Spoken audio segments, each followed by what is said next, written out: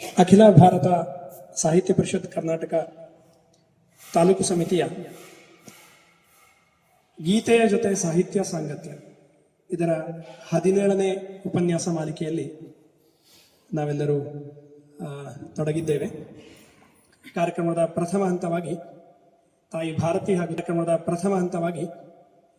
ಭಾರತಿ ಹಾಗೂ ತಾಯಿ ಶಾರದೆಯ ಪುಷ್ಪಾರ್ಚನೆಗೆ ಮಾಡಲಿಕ್ಕೆ ನಮ್ಮ ಶ್ರೀಯುತರಾದ US ವಿಶ್ವೇಶ್ವರ ಭಟ್ ಹಾಗೂ ಅಧ್ಯಕ್ಷರು ಆಗಿರುವಂತಹ ಹರೀಶ್ ಆದೂರ್ ಅವರನ್ನ ವೇದಿಕೆಗೆ ಆಹ್ವಾನಿಸ್ತಾ ಇದ್ದೇವೆ.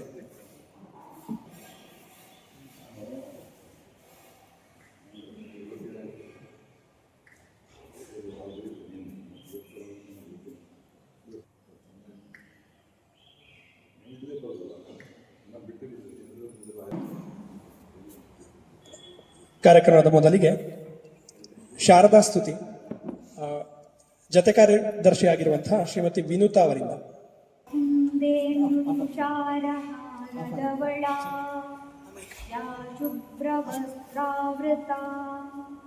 ಯಾ ವೀಣಾವರದಂಡ ಮಂಡಿತಕರ ಯಾ ಶ್ವೇತ ಪದ್ಮಾಸನ ಯಾ ಬ್ರಹ್ಮಾಚ್ಯುತ ಶಂಕರ ಪ್ರಭೃತಿಭಿಃ ದೇವೈ ಸದಾ ಪೂಜಿತಾ ಸಾ ಮಾಂ ಪಾತು ಸರಸ್ವತಿ ಭಗವತಿ ನಿಶೇಷಜಾಡ್ಯಾಪಃ. ಆಶಯ ಗೀತೆ ಶ್ರೀಮತಿ ಆಶ್ವಿಜಾ ಶ್ರೀಧರ್ ಅವರಿಂದ. ಶರಣಾಗು ಶರಣಾಗು ಭಗವಂತನಿಗೆ ನೀನು ಶರಣಾಗತಿಯಿಂದ ಭಗವಂತನನೇ ಕಾಣು. ಶರಣಾಗು ಶರಣಾಗು ಭಗವಂತನಿಗೆ ನೀನು ಶರಣಾಗತಿಯಿಂದ ಭಗವಂತನನೇ ಕಾಣು. ಶರಣಾಗು ಶರಣಾಗು ಭಗವಂತನಿಗೆ ನೀನು. ನಮ್ಮದೇನಿದೆ ಇಲ್ಲಿ ತಂದಿಲ್ಲ ಏನು ಜತೆಗೆ ಪಡೆದಿರುವುದೆಲ್ಲ ಇಲ್ಲೇ ತಿಳಿದಿರಲಿ ಮತಿಗೆ. ನಮ್ಮದೇನಿದೆ ಇಲ್ಲಿ ತಂದಿಲ್ಲ ಏನು ಜತೆಗೆ ಪಡೆದಿರುವುದೆಲ್ಲ ಇಲ್ಲೇ ತಿಳಿದಿರಲಿ ಮತಿಗೆ. ಗತಕಾಲದ ಚಿಂತೆಯುಳು ಚಿತೆಯೇರಬೇಡ, ಗತಕಾಲದ ಚಿಂತೆಯುಳು ಚಿತೆಯೇರಬೇಡ. ಬಂದಂತೆ ಬಂದಂತೆ ಬದುಕು ದೇವರಿಚ್ಛೆ ಎಂದರಿತು. ಶರಣಾಗು ಶರಣಾಗು ಭಗವಂತನಿಗೆ ನೀನು ಶರಣಾಗತಿಯಿಂದ ಭಗವಂತನನೇ ಕಾಣು. ಶರಣಾಗು ಶರಣಾಗು ಭಗವಂತನಿಗೆ ನೀನು. ವಿಷಾದದ ಕರಿನೆರಳು ಕಲಕದಂತೆ ಚಿತ್ತವನು ವಿಮುಖನಾಗಿ ಓಡದಿರು ತಲುಪದಂತೆ ಗುರಿಯನ್ನು. ವಿಷಾದದ ಕರಿನೆರಳು ಕಲಕದಂತೆ ಚಿತ್ತವನು ವಿಮುಖನಾಗಿ ಓಡದಿರು ತಲುಪದಂತೆ ಗುರಿಯನ್ನು. ಸತ್ಯಮಿಥ್ಯ ಸಂಘರ್ಷದಿ ಹೋರಾಡು ಸೋಲದೆ, ಸತ್ಯಮಿಥ್ಯ ಸಂಘರ್ಷದಿ ಹೋರಾಡು ಸೋಲದೆ. ಮೋಹದ ಸಂಕೋಲೆಗೆ ನ್ಯಾಯವನ್ನು ದೂಡದೆ. ಶರಣಾಗು ಶರಣಾಗು ಭಗವಂತನಿಗೆ ನೀನು ಶರಣಾಗತಿಯಿಂದ ಭಗವಂತನನೇ ಕಾಣು. ಶರಣಾಗು ಶರಣಾಗು ಭಗವಂತನಿಗೆ ನೀನು. ಹುಟ್ಟು ಸಾವು ಶಾರೀರಿಕ ಮರಣವಿಲ್ಲ ಆತ್ಮಕ್ಕೆ. ಹಳತು ತ್ಯಜಿಸಿ ಹೊಸತು ಧರಿಸೋ ಪಾತ್ರವದು ಜೀವಕ್ಕೆ. ಹುಟ್ಟು ಸಾವು ಶಾರೀರಿಕ ಮರಣವಿಲ್ಲ ಆತ್ಮಕ್ಕೆ. ಹಳತು ತ್ಯಜಿಸಿ ಹೊಸತು ಧರಿಸೋ ಪಾತ್ರವದು ಜೀವಕ್ಕೆ.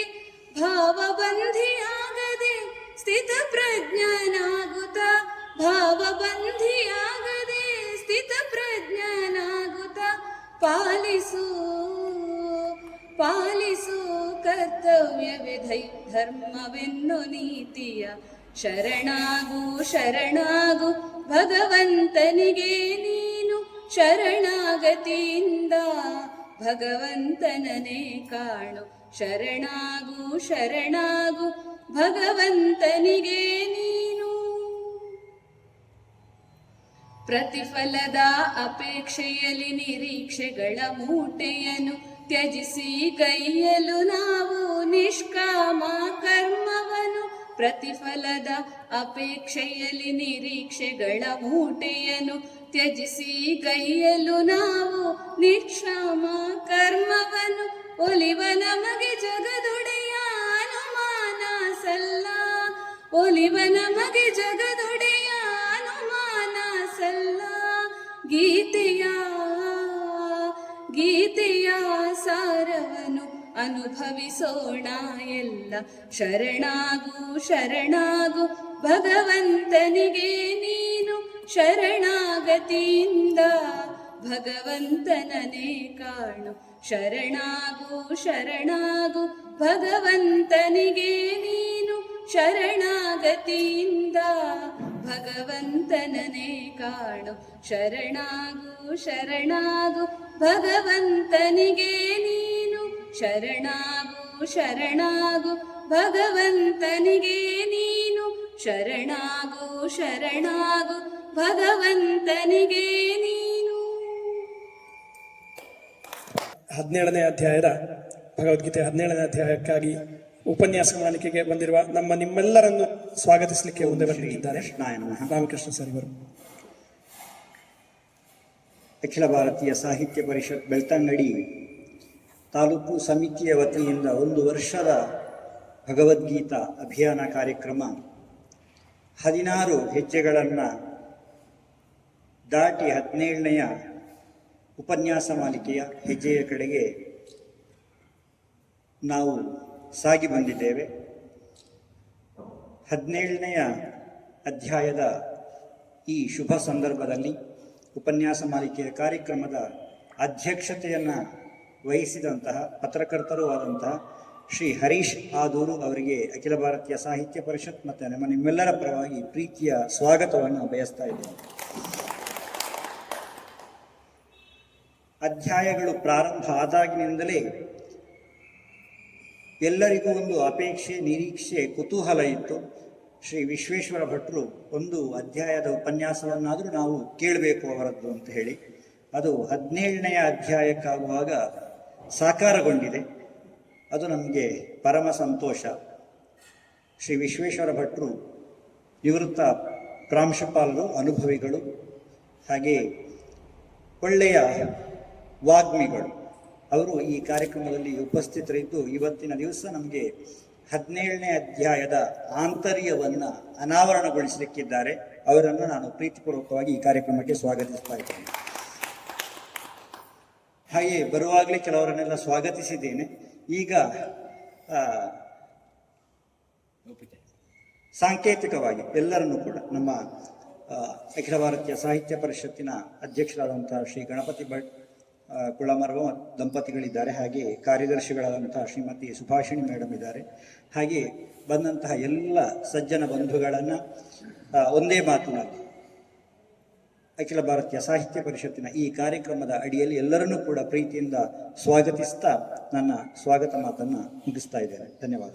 ಇವತ್ತಿನ ಉಪನ್ಯಾಸವನ್ನು ನಡೆಸಿಕೊಡ್ಲಿಕ್ಕಿರುವಂತಹ ವಿಶ್ವೇಶ್ವರ ಭಟ್ ಅವರಿಗೆ ತಾಂಬೂಲ ಸಮರ್ಪಣೆ ಮಾಡಬೇಕು ಅಂತ ಹೇಳಿ ಗಣಪತಿ ಭಟ್ ಕೊಣಮರ ಅವರನ್ನು ಕೇಳಿಕೊಳ್ಳುತ್ತಾ ಇದ್ದೇನೆ. ಹಾಗೆ ಇಂದಿನ ಕಾರ್ಯಕ್ರಮದ ಅಧ್ಯಕ್ಷತೆಯನ್ನು ವಹಿಸಿಕೊಂಡಿರುವಂತಹ ಹರೀಶ್ ಕೆ ಆದೂರ್ ಅವರಿಗೆ ತಾಂಬೂಲ ಕೊಟ್ಟು ಸ್ವಾಗತಿಸಬೇಕಾಗಿ ಸುಭಾಷಿಣಿ ಮೇಡಮ್ ಅವರನ್ನು ಕೇಳಿಕೊಳ್ಳುತ್ತಾ ಇದ್ದೇನೆ.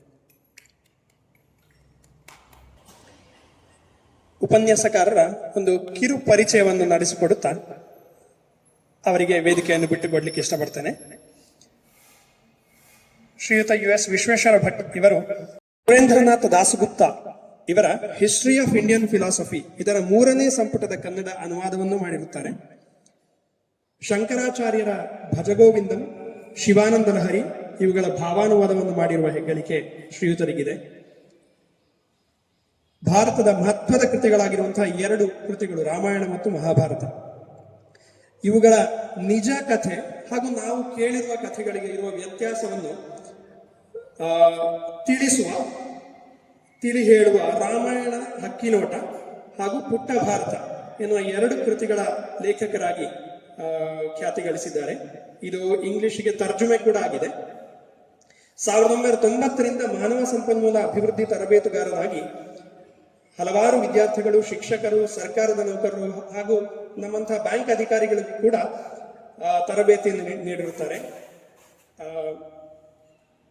ಅವರ ಪ್ರೀತಿಯ ವಿಷಯ ಸ್ಟ್ರೆಸ್ ಮ್ಯಾನೇಜ್ಮೆಂಟ್, ಅಂದ್ರೆ ಒತ್ತಡ ನಿರ್ವಹಣೆಯ ಕುರಿತು ಅವರ ಉಪನ್ಯಾಸ ನೀಡುವಂಥದ್ದು ಅವರ ಪ್ರೀತಿಯ ವಿಷಯ ಅಂತ ಇಲ್ಲಿ ಹೇಳಲಿಕ್ಕೆ ಇಷ್ಟಪಡ್ತೇನೆ.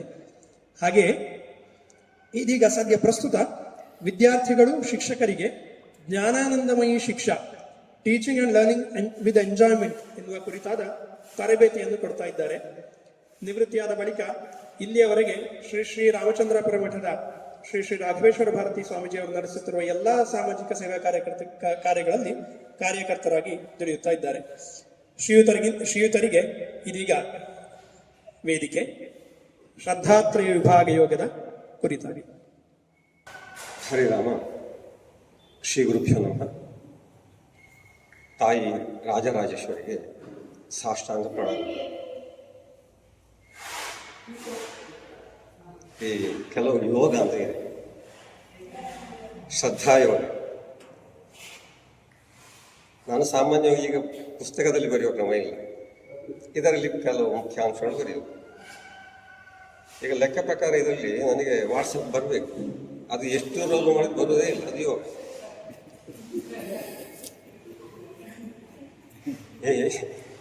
ಚಾಲೆಂಜ್ ಅಂತ ನಾವು ಹೇಳ್ತೇವಲ್ಲ, ಅದು ಯಾಕೆ ಹಾಗೆ ಅಂತ ಗೊತ್ತಿಲ್ಲ, ಅದು ಯೋಗ ತಕ್ಕೊಳ್ಳೋದು. ಒಂದು ಇಂಗ್ಲೀಷಲ್ಲಿ ಮಾತಿದೆ, ಆಸಿಟೀಸ್ ತಕ್ಕೊಳ್ಳೋದು ನಾವು. ಗಣಪತಿಗೂ ಮಹಾಭಾರತಕ್ಕೂ ಸಂಬಂಧ ಇದೆ. ಲಿಪಿಕಾರನಾಗಿ ಗಣಪತಿ ವ್ಯಾಸರಿಗೆ ಸಹಾಯಕನಾದ. ಸುಮಾರು 3 ವರ್ಷಗಳ ಕಾಲ ಬರೆದು ನಮ್ಮ ಕೈಗೆ ವ್ಯಾಸರಿದ್ದಾರೆ. ಗಣಪತಿಗೂ ನನಗೂ ಸಂಬಂಧ ಇದೆ. ಅದು ಈ ಗಣಪತಿಗೂ ನಮ್ಮ ಮಧುರ ಗಣಪತಿ. 4ನೇ ಅಧ್ಯಾಯವನ್ನು ನಾನು ಹೇಳಬೇಕಿತ್ತು. ನಾನು ಮಧುರ ಗಣಪತಿಯ ಸೇವೆಗೆ ಹೋಗಿದ್ದೆ.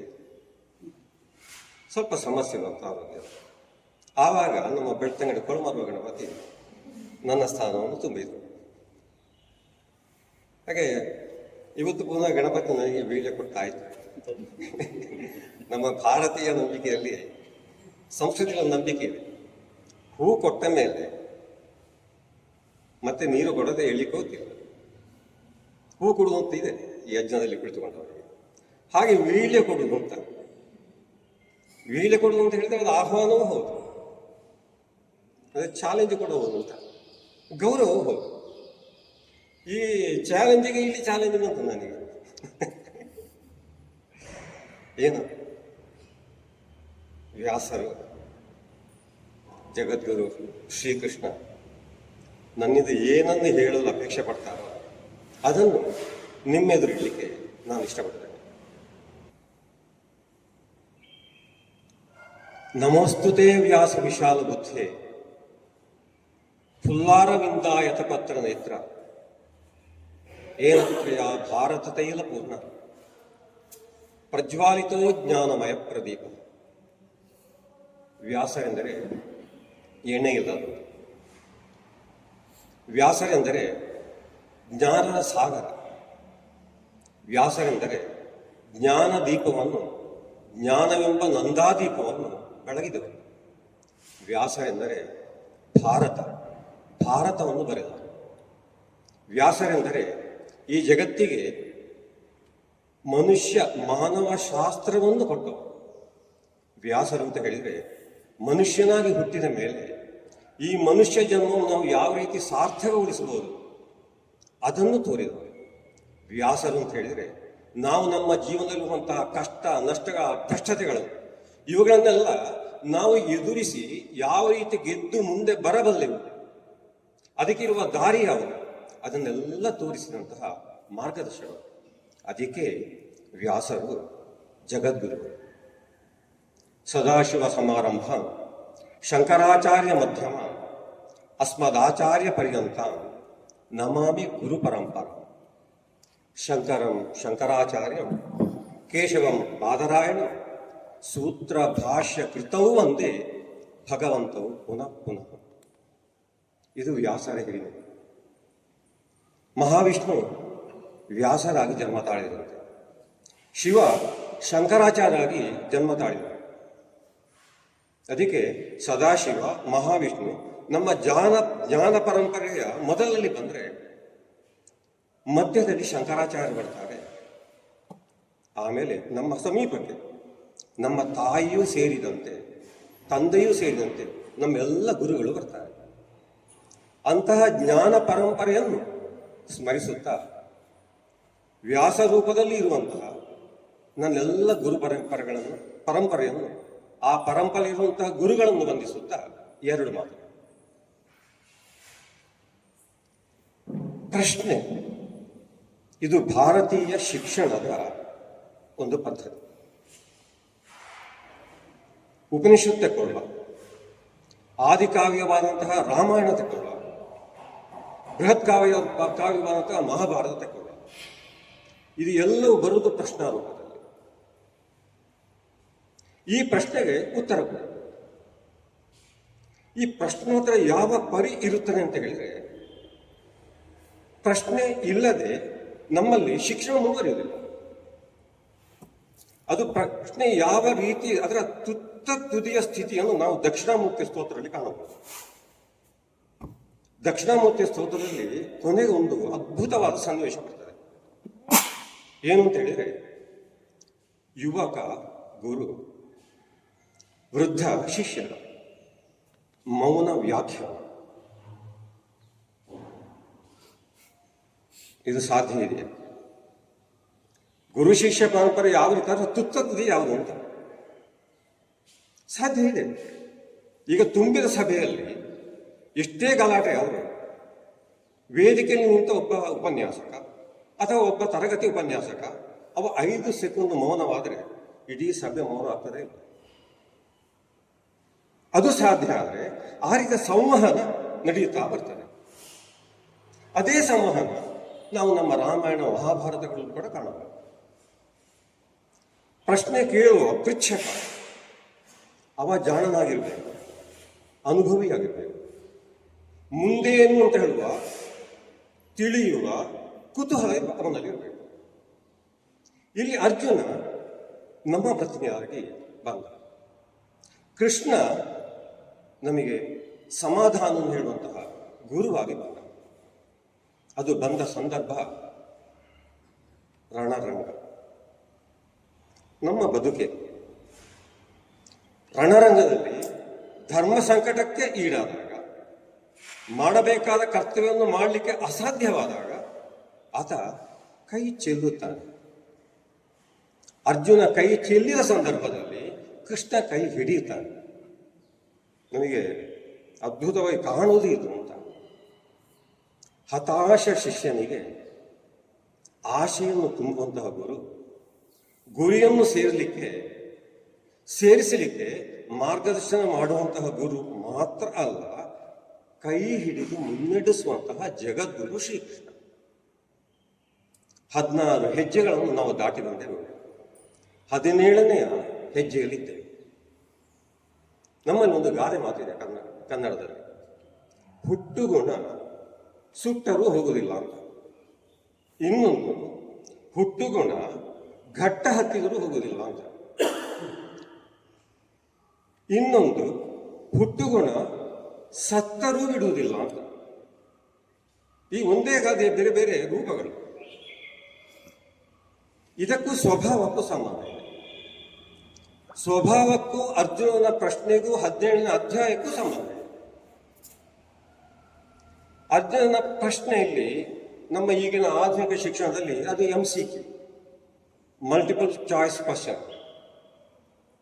ಅವ ಪ್ರಶ್ನೆ ಹೇಳ್ತಾನೆ, ಶಾಸ್ತ್ರ ಗೊತ್ತಿಲ್ಲದೆ ಅತ್ಯಂತ ಶ್ರದ್ಧೆಯಿಂದ ಒಬ್ಬ ಯಜ್ಞ ಮಾಡಿದರೆ ಅಥವಾ ಯಾವುದಾದ್ರು ಕರ್ಮವನ್ನು ಮಾಡಿದರೆ ಉತ್ತರ ಕೃಷ್ಣ ಅಂತ ಹೇಳುದು ಅದು ಸಾತ್ವಿಕವೋ ರಾಜಸವೋ ತಾಮಸವೋ? ಎಷ್ಟು ಒಳ್ಳೆ ಪ್ರಶ್ನೆ. Multiple choice question. ಒಂದೇ ಮಾತಲ್ಲಿ ಕೃಷ್ಣ ಹೇಳ್ಬೋದಿತ್ತು, ಆದರೆ ಅವ ಕೃಷ್ಣ ಅಷ್ಟು ಸುಲಭದಲ್ಲಿ ಉತ್ತರ ಹೇಳಲಿಕ್ಕೆ ಆಗುದಿಲ್ಲ. ಅದು ಸಾತ್ವಿಕವೋ ರಾಜಸವೋ ತಾಮಸವೋ ಅಂತ. ನಮ್ಮ ಆಧುನಿಕ ಶಿಕ್ಷಣದ ಪ್ರಶ್ನೆ ಆದರೆ ಬಹಳ ಸುಲಭ. ಯಾಕಂದ್ರೆ ತಮಾಷೆಯ ಒಂದು ಘಟನೆ ಕಥೆ ಇದೆ. ನಮ್ಮಲ್ಲಿ ಆಧುನಿಕ ಶಿಕ್ಷಣವನ್ನು ವಿಡಂಬನಾತ್ಮಕವಾಗಿ ವಿಮರ್ಶಿಸಿದವರಲ್ಲಿ ಬೀಚಿಯವರು ಮತ್ತು ಟಿ.ಪಿ. ಕೈಲಾಸ ಅವರು ಮೊದಲ ಹಂತದಲ್ಲಿ ಇರ್ತಾರೆ. ಇಲ್ಲಿ ಬೀಚಿಯವರ ಒಂದು ಘಟನೆ. ಅವರದ್ದು ಬೆಳ್ಳಿ ತಿಮ್ಮ 108 ಹೇಳಿದ ಅಂತ ಒಂದು ಪುಸ್ತಕ ಇದೆ. ಅದರ ಯಾವುದೋ ಒಂದು ಪುಟದಲ್ಲಿ ಈ ತಿಮ್ಮ ಎನ್ನುವ ನನ್ನಂತ ಮಹಾಸೋಮಾರಿ ಕಲಿಯುವ ಸಂದರ್ಭದಲ್ಲಿ ಒಂದು ಜಿಯೋಗ್ರಫಿ ಭೂಗೋಳ ಶಾಸ್ತ್ರದ ಪ್ರಶ್ನೆ ಬರ್ತದೆ. ಆ ಪ್ರಶ್ನೆ ಬರ್ತದೆ ಹೀಗೆ ಬರ್ತದೆ. ಒಂದು, ಭೂಮಿಯು ಯಾವ ಆಕಾರದಲ್ಲಿದೆ? ಎರಡನೇ ಪ್ರಶ್ನೆ, ಭೂಗೋಳದಲ್ಲಿ ಎಷ್ಟು ವಿಭಾಗಗಳಿವೆ? ಮೂರನೇ ಪ್ರಶ್ನೆ, ಭೂಮಿಯ 2 ವಿಭಾಗಗಳು ಯಾವುವು? ನಾಲ್ಕನೇ ಪ್ರಶ್ನೆ, ಉತ್ತರ ಗೋಳಾರ್ಧ ಮತ್ತು ದಕ್ಷಿಣ ಗೋಳಾರ್ಧವು ಎಷ್ಟು ಅಕ್ಷಾಂಶದಿಂದ ಎಷ್ಟು ಅಕ್ಷಾಂಶದವರೆಗೆ ಹಬ್ಬಿದೆ? ಇನ್ನೂ ಇದೆ. ತಿಮ್ಮ ಬಾರಿ ಜಾಣ. ಅವ ಹೀಗೆ ಬರುದು. ಒಂದನೇ ಪ್ರಶ್ನೆಗೆ 2ನೇ ಪ್ರಶ್ನೆ ಉತ್ತರ, 2ನೇ ಪ್ರಶ್ನೆಗೆ 3ನೇ ಪ್ರಶ್ನೆ ಉತ್ತರ, 3ನೇ ಪ್ರಶ್ನೆಗೆ 4ನೇ ಪ್ರಶ್ನೆ ಉತ್ತರ, 4ನೇ ಪ್ರಶ್ನೆಗೆ ಉತ್ತರ ಬರೀತಾ ಇದ್ದೇನೆ. ಪ್ರಶ್ನೆ ಸುಲಭ ಅಂತ, ಉತ್ತರ ಸುಲಭ. ಆದರೆ ಪ್ರಶ್ನೆ ಕೇಳಿದಲ್ಲಿ ತಿಮ್ಮ ಅಲ್ಲ, ತಿಮ್ಮನ ಗುರು ಅಲ್ಲ, ನಮ್ಮ ಮಂಕುತಿಮ್ಮನಂತವರು, DVG ಅಂತವರು, ಅದು ನಮ್ಮ ಪ್ರತಿನಿಧಿಯಾಗಿ. ಇದು ಆ ಸಾತ್ವಿಕವೋ ರಾಜಸವೋ ತಾಮಸ ಅಂತ ಹೇಳುವಾಗ ಕೃಷ್ಣ ಬಹಳ ಮುಂದೆ ಅದೇ ಕಥೆ ಇರೋದು. ಅದರಲ್ಲಿ ಇದು ಸುರುವಿನ ಶ್ಲೋಕ. ಕೊನೆಗೆ ಬರ್ತದೆ ಅಲ್ಲಿ ನಮ್ಮೆಲ್ಲರ ಮಂಡ ವೆಚ್ಚ ಮಾಡುವಂಥ ಒಂದು 3 ಶಬ್ದಗಳು, ವೇದಕ್ಕೂ ಉತ್ತರ ಕೊಡಲಿಕ್ಕೆ ಸಾಧ್ಯ ಆಗೋದು ತತ್ವ, ತಾತ್ವಿಕ ಪದಗಳು. ಓಂ ತತ್ಸತ್. ಒಂದಷ್ಟು ವಿಮರ್ಶೆಯನ್ನು ನೋಡಿದಾಗ ಅಲ್ಲಿ ಕೊನೆಗೆ ಬರೋದು ಇಷ್ಟೇ, ವೇದಕ್ಕೆ ಇದಕ್ಕೆ ಉತ್ತರ ಕೊಡಲಿಕ್ಕೆ ಸಾಧ್ಯ ಆಗಲಿಲ್ಲ ಅಂತ. ನನಗೆ ಸುಲಭ ಆಯ್ತು. ಇನ್ನು ನಾನೆಂತಾಗ ಮಂಡ್ಯ ವೆಚ್ಚ ಮಾಡೋದು? ವೇದಕ್ಕೆ ಸಾಧ್ಯ ಇಲ್ಲ ಇದ್ರೆ ಇಷ್ಟು ಹೇಳಿದ್ರೆ ಮುಗೀತಲ್ಲಿ. ಆದರೆ ಆ ಓಂ ತತ್ ಸತ್ತಿಗೂ ಅರ್ಜುನನ ಮೊದಲ ಪ್ರಶ್ನೆಗಳು ಈ ಕೃಷ್ಣ ಒಂದು ಸಂಬಂಧ ತಪ್ಪಿಸ್ಕೊಳ್ತಾನೆ. ಅದಕ್ಕೆ ಉತ್ತರ ಕೊಡಲಿಕ್ಕೆ ಹೋಗುವಾಗ ನಮಗೆ ಈ ಅರ್ಜುನನ ಪ್ರಶ್ನೆ ನಮಗೆ ಅರ್ಥ ಆಗ್ತದೆ. ಅರ್ಜುನನ ಜಾಣನೆ. ಯಾಕಂತ ಹೇಳಿದರೆ ಧರ್ಮಕ್ಷೇತ್ರೇ ಕುರುಕ್ಷೇತ್ರೇ ಸಮವೇತ ಯುತ್ಸವ ಪಾಂಡವ ಕೌರವ ಸೇವ ಕಿಮಕುರ್ವತ ಸಂಜಯ. ಧೃತರಾಷ್ಟ್ರನ ದ್ವೈತದ ನಾನು ನೀನು ಬೇರೆ ಎನ್ನುವ ಆ ಹೀನ ಮನಸ್ಸಿನ ಪ್ರಶ್ನೆಗೆ ಉತ್ತರ ನಮಗೆ ಯತ್ರ ಯೋಗೇಶ್ವರ ಕೃಷ್ಣೋ ಯತ್ರ ಪಾರ್ಥೋ ಧನೋದ್ಧರ ತತ್ತಶ್ರೀ ವಿಜಯೋಭೂತಿ ಧ್ರುವ ನೀತಿ ಮತಿಮ್ಮಮ. ಈ ಶ್ಲೋಕದ ಅಂತಿಮ ಉತ್ತರ ಕೊಡುವ ಹೊತ್ತಿಗೆ ಇದು ಒಂದು ರೀತಿಯ ಅಧ್ಯಾದೇಶದ ಹಾಗೆ.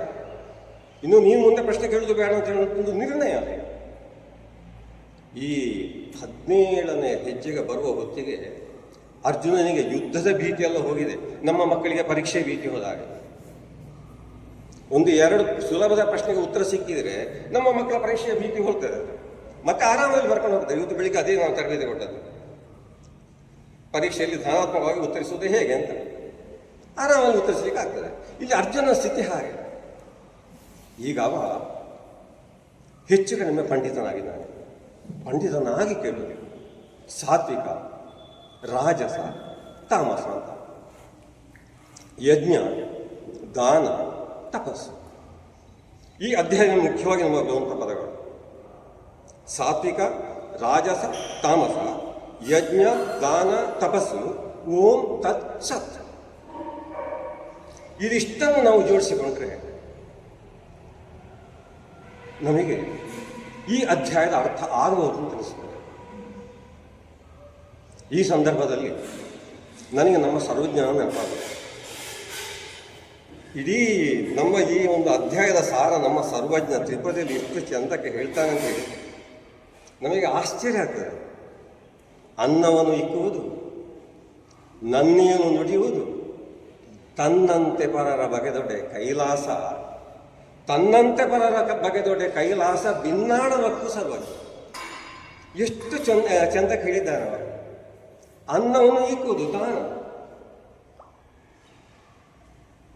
ನನ್ನಿಯನ್ನು ನುಡಿಯುವುದು ಅಂದರೆ ಅಲ್ಲಿ ಕಾಯಿಕ, ವಾಚಿಕ ಮತ್ತು ಮಾನಸಿಕ, ಈ ತಪಸ್ಸಾಗಲಿ, ಯಜ್ಞ ಆಗಲಿ, ದಾನ ಆಗಲಿ ಈ ರೀತಿಯಲ್ಲಿ ಬರ್ತದೆ ಅಂತ ಕೃಷ್ಣ ಹೇಳ್ತಾನೆ. ಹಾಗೆ ಇಲ್ಲಿ ಅನ್ನವನ್ನು ಇಕ್ಕೋದು ಭಾರತೀಯ ಸಂಸ್ಕೃತಿಯಲ್ಲಿ, ಭಾರತೀಯ ಧರ್ಮದಲ್ಲಿ ಅನ್ನದಾನಕ್ಕಿಂತ ಮಿಗಿಲು ಬೇರೆ ದಾನ ಇದೆಯಾ? ಅನ್ನ ದೇವರಿಗಿಂತ ಇನ್ನು ದೇವರಿಲ್ಲ ಅಂತ ಅದೇ ನಮ್ಮ ಸರ್ವಜ್ಞ ಘಂಟಾಘೋಷವಾಗಿ ಹೇಳಿದ್ದಾರೆ. ಯಾಕೆಂದರೆ ಅದು ಜೀವ ಕೊಡುವಂತಹ ಒಂದು ವಿಷಯ. ಅನ್ನವನ್ನು ಇಕ್ಕುವುದು ದಾನ, ನನ್ನಿಯನ್ನು ನುಡಿಯುವುದು. ನನ್ನಿ ಅಂತ ಹೇಳಿದರೆ ಸತ್ಯ, ಮಲಯಾಳಂನಲ್ಲಿ ನನ್ನಿ ಅಂತ ಹೇಳಿದ್ರೆ ಕೃತಜ್ಞತೆ. ಭಾರತೀಯರಲ್ಲಿ ನಾವು ಯಾವುದೇ ಕಾವ್ಯವನ್ನು ತಗೊಳ್ಳ, ರಾಮಾಯಣವನ್ನು ತಗೊಳ್ಳ, ಮಹಾಭಾರತವನ್ನು ತಗೊಳ್ಳ, ಎಲ್ಲ ಮೇಲಿದ್ದು ಕಾಣುವುದು ನಮಗೆ ಕೃತಜ್ಞತಾ ಗುಣ. ರಾಮನು ಕೃತಜ್ಞತೆಯನ್ನೇ ಸಲ್ಲಿಸುವುದು, ಧರ್ಮರಾಜನು ಕೃತಜ್ಞತೆಯನ್ನು ಸಲ್ಲಿಸುವುದು.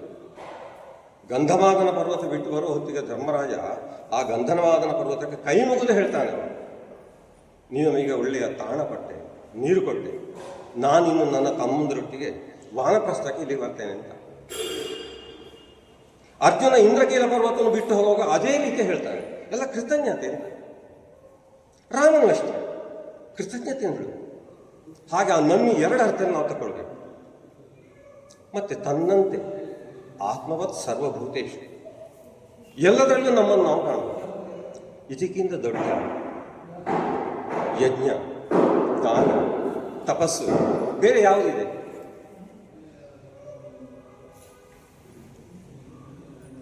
ಇನ್ನು ಈ ಸಾತ್ವಿಕ, ರಾಜಸ, ತಾಮಸ ಅಂತ ಹೇಳುವ ಹೊತ್ತಿಗೆ ಕೃಷ್ಣ ಈ ರೀತಿ ಪ್ರಾರಂಭ ಮಾಡಿದ. ಅದು ಈ ರೀತಿ ಬರ್ತದೆ. ಯಜ್ಞ ಅಂದರೆ ಎಷ್ಟು ವಿಧ, ತಪಸ್ಸು ಅಂದರೆ ಎಷ್ಟು ವಿಧ, ದಾನ ಅಂದರೆ ಎಷ್ಟು ವಿಧ ಅಂತ. ನಮ್ಮ ವಾಸ್ತವಿಕ ಪ್ರಪಂಚದಲ್ಲಿ ನಾವು ನಿಜವಾಗಿಯೂ ಈ ಯಜ್ಞ ಅಂತ ಹೇಳುವಾಗ ನಮಗೆ ಕಾಣುವುದು ಈಗ ನಮ್ಮಲ್ಲಿ ಆಗುವಂತಹ ಬ್ರಹ್ಮ ಕಲಶೋತ್ಸವ. ನಿಜವಾಗಿ ನನಗೆ ನಮ್ಮ ಹಿರಿಯರು ರಕ್ತಗತವಾಗಿ ನಮ್ಮ ಪರಂಪರೆಯನ್ನು ಹೇಗೆ ಉಳಿಸಿಕೊಂಡು ಬಂದಿದ್ದಾರೆ ಅಂತ. ಆಗ ನಾನು ಮಾತು ಹೇಳಿದೆ, ಹುಟ್ಟುಗುಣ ಸತ್ತರೂ ಹೋಗುವುದಿಲ್ಲ ಅಂತ, ಹುಟ್ಟುಗುಣ ಗಟ್ಟ ಹತ್ತಿದರೂ ಹೋಗುವುದಿಲ್ಲ ಅಂತ, ಸ್ವಭಾವಕ್ಕೂ ಇದಕ್ಕೂ ಸಂಬಂಧ ಇದೆ ಅಂತ. ಇದು ಗಾದೆ ಮಾತುಗಳು ಜನಪದರ ಮಾತಾಡ. ಈ ಜನಪದವು ಕೂಡ ಸ್ವಭಾವವನ್ನು ಎಷ್ಟು ಚೆನ್ನಾಗಿ ಅರ್ಥೈಸಿಕೊಂಡಿದ್ದಾರೆ ಅಂತ. ನಾವು ಸಾಯುವ ಹೊತ್ತಿನಲ್ಲಿ ಯಾವ ಭಾವದಲ್ಲಿ ಇರ್ತೇವೆ, ನಾವು ಅದೇ ಭಾವದಲ್ಲಿ ನಾವು ಹುಟ್ಟುವಾಗ ಬರ್ತೇವೆ ಅಂತ ಇದನ್ನು ಹೇಳ್ತಾರೆ. ಅದೇ ನಮಗೆ ಗೊತ್ತಿಲ್ಲ ನಮ್ಮ ಜನಪದರು ಈ ಬ್ರಹ್ಮ ಕಲಶೋತ್ಸವವನ್ನು ಯಾವ ರೀತಿ ನಡೆಸಿಕೊಂಡು ಬರ್ತಾರೆ ಅಂತ. ಅದಕ್ಕೆ ಒಂದು ಉದಾಹರಣೆ ಕೊಡುವುದಿದ್ರೆ ಧರ್ಮರಾಜನ ಅಶ್ವಮೇಧ ಯಾಗ. ಅಶ್ವಮೇಧ ಯಾಗದಲ್ಲಿ ಅರ್ಜುನ ಅಶ್ವಮೇಧ ದ್ವಿಗ್ಗಿಯ ಯಾತ್ರೆ ಮಾಡಿ ಸಂಪತ್ತನ್ನು ತಕೊಂಡು ಬರ್ತಾನೆ. ತೆಕ್ಕೊಂಡು ಬಂದು ಗೌಜಿ ಗದ್ದಲ್ಲಿ ಅಶ್ವಮೇಧ ಯಾಗ ನಡೆಯಿತು. ಒಂದೇ ಒಂದು ತೆಗೆದುಕೊಂಡು ಬಂದ ಚಿಕ್ಕಾಸು ಕೂಡ ಉಳಿಸದೆ, ಒಂದು ಅರ್ಥಶಾಸ್ತ್ರ ಅಲ್ಲಿ ಬರುವುದು, ಸಂಗ್ರಹಿಸಿದ ಬಂದಂತಹ ಕಪ್ಪ ಕಾಣಿಕೆ ಏನೆಲ್ಲ ಬಂತು ಈ ಯಾಗದ ಹೆಸರಿನಲ್ಲಿ, ಅದರ ಒಂದೇ ಒಂದು ಚಿಕ್ಕಾಸು ಕೂಡ, ಒಂದೇ ಒಂದು ಕಣವನ್ನು ಉಳಿಸದೆ ಧರ್ಮರಾಜ ಎಲ್ಲವನ್ನು ಕೂಡ ದಾನ ಮಾಡ್ತಾರೆ. ರಾಜರಿಗೆ ಕುಡಿಯುವ ಮೂಲಕ, ಬ್ರಾಹ್ಮಣರಿಗೆ ದಕ್ಷಿಣೆಯ ಮೂಲಕ, ಮತ್ತೆ ಜನಸಾಮಾನ್ಯರು ನೀವು ತೆಕ್ಕೊಂಡು ಹೋಗಿ ಅಂತ. ನಮಗೆ ನಡಾವಳಿಯಲ್ಲಿ ಸಣ್ಣ ಅನುಭವ ಆಗಿರ್ಬೋದು, ಉಂಟು, ನೀವು ತೆಕ್ಕೊಂಡು ಹೋಗಿ ಅಂತ. ಎಷ್ಟು ತೆಕೊಂಡು ಹೋಗಿದ್ದಾರೆ ಅಂತ ಹೇಳಿ ತೆಕ್ಕೊಂಡು ಹೋಗಿ ಮತ್ತೆ ಜನ ಇಲ್ಲಂತಾಗಿದ್ದಾರೆ. ಅಂದರೆ ಅರ್ಥ ಸಂಗ್ರಹ, ಅರ್ಥ ವಿತರಣೆ, ಇದು ಆಗಿನ ಆ ಕಾಲದ ಯಜ್ಞದ ಒಂದು ನೀತಿ. ಅದೇ ನೀತಿ ನಮ್ಮಲ್ಲಿ ಈಗಿರುವಂಥದ್ದು. ಸಂಗ್ರಹಿಸ್ತೇವೆ, ಕೊಡುತ್ತೇವೆ, ಅದರ ಮೂಲ ಅನ್ನದ. ಇದು ನಾವು ಕಾಣುವಂಥ ವಿಶೇಷತೆ. ಅದು ಏನಾಯ್ತು ಆವಾಗ? ಅದು ಸಾತ್ವಿಕವಾದ ದಾನ ಆಯಿತು.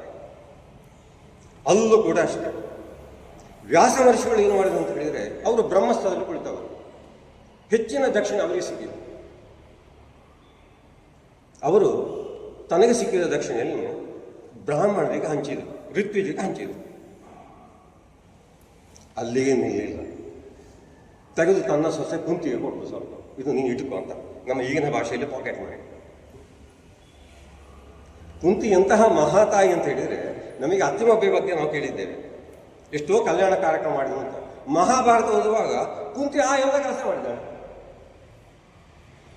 ನಾವೀಗ ಏನು ಕಲ್ಯಾಣ ಕಾರ್ಯಕ್ರಮ ಹೇಳ್ತೇವೆ ಅದು ಎಲ್ಲವನ್ನೂ ಕುಂತಿ ಮಾಡಿಸ್ತಾಳೆ. ಎಲ್ಲಿಂದ? ವ್ಯಾಸರು ಕೊಟ್ಟಂತಹ ಪಾಕೆಟ್ ಮನೆಯಿಂದ. ತನಗಾಗಿ ಒಂದು ಚಿಕ್ಕ ಸುಗುರಿ ಉಳಿಸಿಕೊಳ್ಳಲಿಲ್ಲ. ಅದು ಸಾಧ್ಯ. ದಾನಕ್ಕೆ ನಾವು ಉದಾಹರಣೆ ಕೊಡಬೇಕು. ಇನ್ನು ತಪಸ್ಸು, ಸಾತ್ವಿಕ ತಪಸ್ಸು ಯಾವುದು? ತಪಸ್ಸು ಅಂತ ಹೇಳುವ ನಮಗೆ ಮುಖ್ಯವಾಗಿ ಕಂಡುಬರುವುದು ಎಷ್ಟೋ ಟೀಕೆಗೆ ಕಾರಣವಾದಂತಹ ರಾಮಾಯಣದಲ್ಲಿ ಬರುವಂತಹ ಶಂಭುಕನ ಕಥೆ. ಇಂದಿಗೂ ರಾಮ ಖಳನಾಯಕ. ನನಗೆ ಬೇಸರ ಆಗ್ತದೆ. ಶೂದ್ರ ತಪಸ್ಸನ್ನು ನಾಟಕವನ್ನೇ ಬರೆದಿದ್ದಾರೆ, ಆದರೆ ರಾಮ ಖಳನಾಯಕವಲ್ಲ. ತಪಸ್ಸಿನಲ್ಲಿ ತಾಮಸ ತಪಸ್ಸು ಮಾಡಬಾರದು ಅಂತ ಇದೆ. ತಾಮಸ ಯಾವುದು? ಅರ್ಜುನನ ಪ್ರಶ್ನೆ. ಶಾಸ್ತ್ರೋಕ್ತವಲ್ಲದ ರೀತಿಯಲ್ಲಿ, ಇನ್ನೊಬ್ಬರಿಗೆ ತೊಂದರೆಯಾಗುವ ರೀತಿಯಲ್ಲಿ, ತನಗೂ ತನ್ನ ಆತ್ಮಕ್ಕೂ ತೊಂದರೆಯಾಗುವಂಥ ರೀತಿಯಲ್ಲಿ, ಹಿಂಸೆ ಕೊಡುವಂಥ ರೀತಿಯಲ್ಲಿ ಮಾಡುವ ತಪಸ್ಸು ಅದು ತಾಮಸ ತಪಸ್ಸು. ಅಲ್ಲಿ ಶಂಭುಕನಲ್ಲಿ ಆ ರೀತಿಯ ತಪಸ್ಸಿತ್ತು. ಅವನ ಉದ್ದೇಶ ಯಾವುದಿತ್ತು ಅಂತ ಹೇಳಿದರೆ, ಸಶರೀರಿಯಾಗಿ ಸ್ವರ್ಗಕ್ಕೆ ಹೋಗುವುದು. ಆ ವಾಕ್ಯ ಬರುವಲ್ಲಿವರೆಗೆ ರಾಮ ಅವನ ತಪಸ್ಸನ್ನು ಕೊಂಡಾಡ್ತಾನೆ. ಅವ ತಲೆ ಕೆಳಗಾಗಿ ತಪಸ್ಸು ಮಾಡೋದು, ಅದು ತಪಸ್ಸಿನ ಕ್ರಮ ಅಲ್ಲ. ಆದರೆ ಯಾವಾಗ ತಾನು ಸಶರೀರಿಯಾಗಿ ಸ್ವರ್ಗಕ್ಕೆ ಹೋಗ್ತೇನೆ ಅಂತ ಹೇಳಿ ಬಾಯಿ ಮುಚ್ಚಿದನೋ ಅಷ್ಟೊತ್ತಿಗೆ ರಾಮನ ಕತ್ತಿ ಅವನ ತಲೆಯನ್ನು ಕತ್ತರಿಸುತ್ತದೆ. ಯಾಕಂದರೆ ಅದು ರಾಜದಂಡನೆ. ಅಂತಹ ತಪಸ್ಸಿಗೆ ಅಲ್ಲಿ ಅವಕಾಶ ಇಲ್ಲ. ಆ ಕಾಲದ ಕಾನೂನು. ಅದರಿಂದ ಕೆಟ್ಟ ಪರಿಣಾಮಗಳಾಗ್ತಾ ಇತ್ತು. ಅದು ತಾಮಸ ತಪಸ್ಸಾಯ್ತವಾಗ. ಅದೇ ಬದುಕೆ ತಪಸ್ಸಾದರೆ ಆವಾಗ ನಾವು ಮಹಾಭಾರತಕ್ಕೆ ಬರಬೇಕು. ಮಹಾಭಾರತದಲ್ಲಿ ಧರ್ಮವ್ಯಾಧನ ಕಥೆ ಬರ್ತದೆ, ಅದ್ಭುತವಾದ ಕಥೆ. ಇಲ್ಲಿ ನಾವು ಗಮನಿಸಬೇಕಾದದ್ದು, ತಪಸ್ಸು ಮಾಡಿದವರೆಲ್ಲರೂ ತಪಸ್ವಿಗಳಲ್ಲ, ಕಲಿತವರೆಲ್ಲರೂ ಪಂಡಿತರಲ್ಲ. ಅದಕ್ಕೆ ಧರ್ಮವ್ಯಾಧನ ಕಥೆ ಒಂದು ಅತ್ಯಂತ ಒಳ್ಳೆಯ ಉದಾಹರಣೆ. ಕೌಶಿಕನ ನಮಗೆ ಗೊತ್ತು, ನಾವು ಚಿಕ್ಕವರಿವರು ನಮಗೆ ಪಠ್ಯಪುಸ್ತಕದಲ್ಲಿ ಇತ್ತು ಆ ಕಥೆ. ಕೌಶಿಕ ಬ್ರಾಹ್ಮಣ ಇದ್ದ, ಅವು ಒಂದು ದಿವಸ ತಪಸ್ಸು ಮಾಡಿ ಕೂತುಕೊಂಡಿದ್ದ. ಆವಾಗ ಅವನ ತಲೆ ಮೇಲೆ ಕುಳಿತಂತಹ, ಅವ ಕುಳಿತ ಮರದ ಗೆಲ್ಲಿನಲ್ಲಿ ಕುಳಿತಂತ ಒಂದು ಹಕ್ಕಿ ಹಿಕ್ಕೆ ಹಾಕಿತ್ತು. ಇವ ಮೇಲೆ ನೋಡಿದ, ನಮ್ಮ ಪಾಠದಲ್ಲಿ ಸಿಟ್ಟಿಯಿಂದ ಮೇಲೆ ನೋಡಿ ಅಂತ ಹೇಳುದು, ಮೂಲ ಕಥೆಯಲ್ಲಿ ಹಾಗಿಲ್ಲ, ಇದು ಹಿಕ್ಕೆ ಅಂತ ನೋಡಿದ್ದು ಮಾತ್ರ, ಅಸಮಾಧಾನ ಕೂಡ ಇಲ್ಲ. ಆ ನೋಡಿದಲ್ಲಿ ಆ ಹಕ್ಕಿ ಭಸ್ಮ ಆಗಿ ಸತ್ತೋಯ್ತದೆ. ಅವನಿಗೆ ತುಂಬ ಬೇಸರ ಆಯಿತು. ನಾನು ನೋಡಿದ್ದು ಹೀಗಾಯ್ತಲ್ಲ, ನನ್ನ ತಪಸ್ಸು. ಅವನಿಗೆ ನಿಜವಾಗಿ ಅವ ಕಳವಳ ಪಟ್ಟಿದ್ದಾನೆ. ಅದರಲ್ಲಿ ಅವ ಸೀದಾ ಬ್ರಾಹ್ಮಣಿಯ ಮನೆಗೆ ಹೋಗ್ತಾನೆ. ಯಾವಾಗಲೂ ಅಲ್ಲಿಗೆ ಹೋಗ್ತಾನೆ, ಹೋಗಿ ಭಿಕ್ಷೆ ಹಾಕ್ತಾನೆ. ಯಾವಾಗಲೂ ಸಕಾಲದಲ್ಲಿ ಆ ಬ್ರಾಹ್ಮಣಿ ಭಿಕ್ಷೆ ತಂದು ಕೊಡ್ತಾ ಇಲ್ಲ. ಆದರೆ ಕೌಶಿಕಲ್ಲಿಗೆ ಹೋಗುವ ಹೊತ್ತಿಗೂ ಅವಳ ಗಂಡ ಬರುವ ಹೊತ್ತಿಗೂ ಸರಿಯಾಗಿ ಪತಿ ಧರ್ಮ ಜಾಗೃತ ಆಯಿತು. ಅತಿಥಿ ಧರ್ಮ ನಂತರ ಬಂತಾರೆ. ಪತಿ ಸೇವೆ ಮಾಡುವವರ ಹೊತ್ತಿಗೆ ತಡ ಆಯಿತು. ಇವಾಗ ಕೇಳಿದ, ಅವ ಜಾತಿಯಾಗಿ ಕೇಳಿದ, ನಾನು ಬ್ರಾಹ್ಮಣ ಇಲ್ಲಿ ಭಿಕ್ಷೆಗೆ ಬಂದಿದ್ದೇನೆ, ನೀನು ಯಾಕೆ ಇಷ್ಟು ತಡ ಮಾಡಿದ್ದು ಅಂತ. ಆ ಕೇಳಿಕೆಯಲ್ಲಿ ಅಸಮಾಧಾನ ಇತ್ತು. ನೋಡುವಿಕೆಯಲ್ಲಿ ಇದ್ದಿರಲಿಲ್ಲ, ಕಾಣಿಕೆಯಲ್ಲಿ ಇರಲಿಲ್ಲ, ಕೇಳಿಕೆಯಲ್ಲಿ ಇತ್ತು. ತಕ್ಷಣ ಹೇಳಿದ, ನೀನು ಹೀಗೆ ನನ್ನನ್ನು ಅಸಮಾಧಾನ ನೋಡಿ ಏನಾದ್ರು ಪರಿಣಾಮ ಆಗಲಿಕ್ಕೆ ನಾನಕ್ಕ ಹಾಗೆ ಅಲ್ಲ. ಅವಳು ಉತ್ತರ ಕೊಟ್ಟರು, ಇವನಿಗೆ ಆಘಾತ ಆಯ್ತಾರೆ. ಅಯ್ಯೋ ದೇವರೇ, ಇವಳಿಗೆ ಆ ಸದ್ದಿ ಹೇಗೆ ಗೊತ್ತಾಯ್ತು ಅಂತ. ಒಮ್ಮೆಲೆ ಅವ ಶರಣ ಕೇಳಿದ್ರು, ಇದು ಏನು ವಿಶೇಷತೆ ಅಂತ. ನಾನು ಚಿಕ್ಕದಾಗಿ ಹೋಗ್ತಾ ಇದ್ದೇನೆ ಈಗ. ಪತಿ ಧರ್ಮ, ಪತಿ ಸೇವೆ. ಆಕೆಗೆ ಪತಿ ಸೇವೆ ತಪಸ್ಸವಳು ಸಾತ್ವಿಕ. ಇವನಿಗೆ ಹೆಚ್ಚೆಚ್ಚು ಆಸೆ ಆಯಿತು, ನಾನು ಇನ್ನು ತಿಳ್ಕೊಳ್ಬೇಕು ಅಂತ. ಕೊನೆಗೆ ಅವಳು ಹೇಳ್ತಾಳೆ, ನೀನು ಧರ್ಮವ್ಯಾಧ ಅಂತ ಇದ್ದಾನೆ, ನನ್ನ ನೆನಪಿನಲ್ಲಿ ಕಾಶಿ ಅಲ್ಲ ಯಾವುದೋ ನಗರ, ಅಲ್ಲಿಗೆ ಹೋಗು ಅಂತ. ಒಬ್ಬ ಬ್ರಾಹ್ಮಣ ಹೋಗಬೇಕಾದ ವ್ಯಾಧ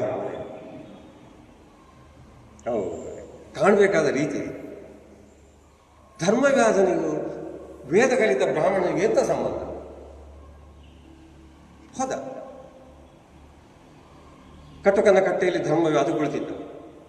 ಇವ ದೂರದಲ್ಲಿ ನಿಂತಿದ್ದ, ಯಾಕೆ ಅಲ್ಲಿಗೆ ಹೋಗಬಾರ್ದು. ಧರ್ಮವ್ಯಾಧನ ಕಣ್ಣು ದೃಷ್ಟಿಯವನ ಮೇಲೆ ಬಿತ್ತು. ಧರ್ಮವ್ಯಾಧನೆ ಬಂದ, ನಿಮ್ಮನ್ನು ಬ್ರಾಹ್ಮಣ ಕಳಿಸಿದ್ದ ಅಂತ ಕೇಳಿದ. ಅವನು ಹೇಗೆ ಗೊತ್ತಿದೆ?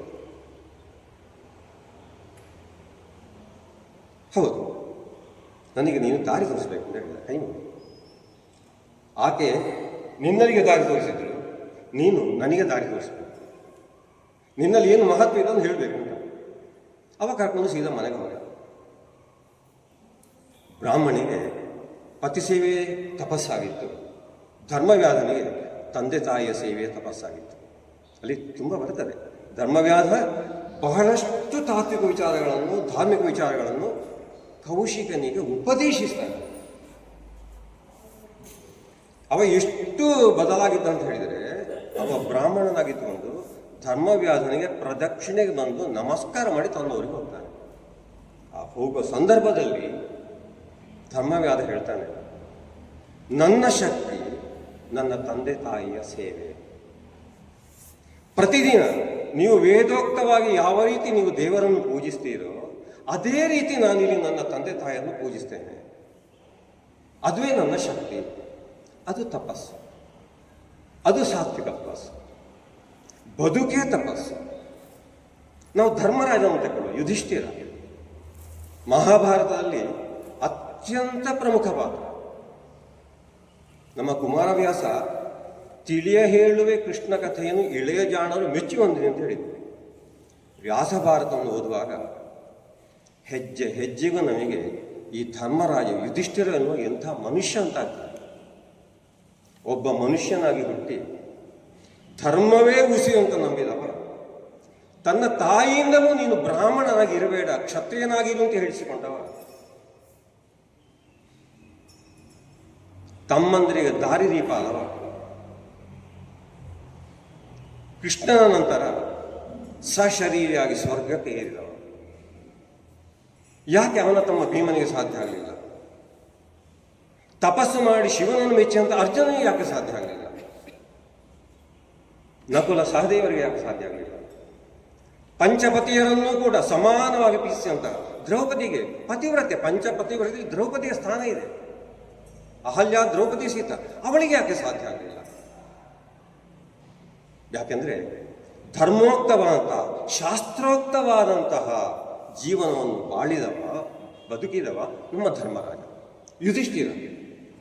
ಅದು ಸಾತ್ವಿಕ ತಪಸ್ಸಾಯಿತು, ಅದು ಸಾತ್ವಿಕ ಬದುಕಾಯಿತು. ಧರ್ಮರಾಜನ ತಪಸ್ಸು ಎಷ್ಟು ಪರಿಣಾಮಕಾರಿ ಅಂತ ಹೇಳಿದರೆ, ಇನ್ನೊಂದು ದಾನ ಧರ್ಮದಲ್ಲಿ ಬರ್ತದೆ. ಅದು ವನವಾಸ ಅನುಭವಿಸಿದ ತಕ್ಷಣ ಮೊದಲ ದಿವಸವೇ ಸಮಸ್ಯೆ ಬಂತವನಿಗೆ. ಊಟಕ್ಕೆ ಎಂತ ಮಾಡುವುದು?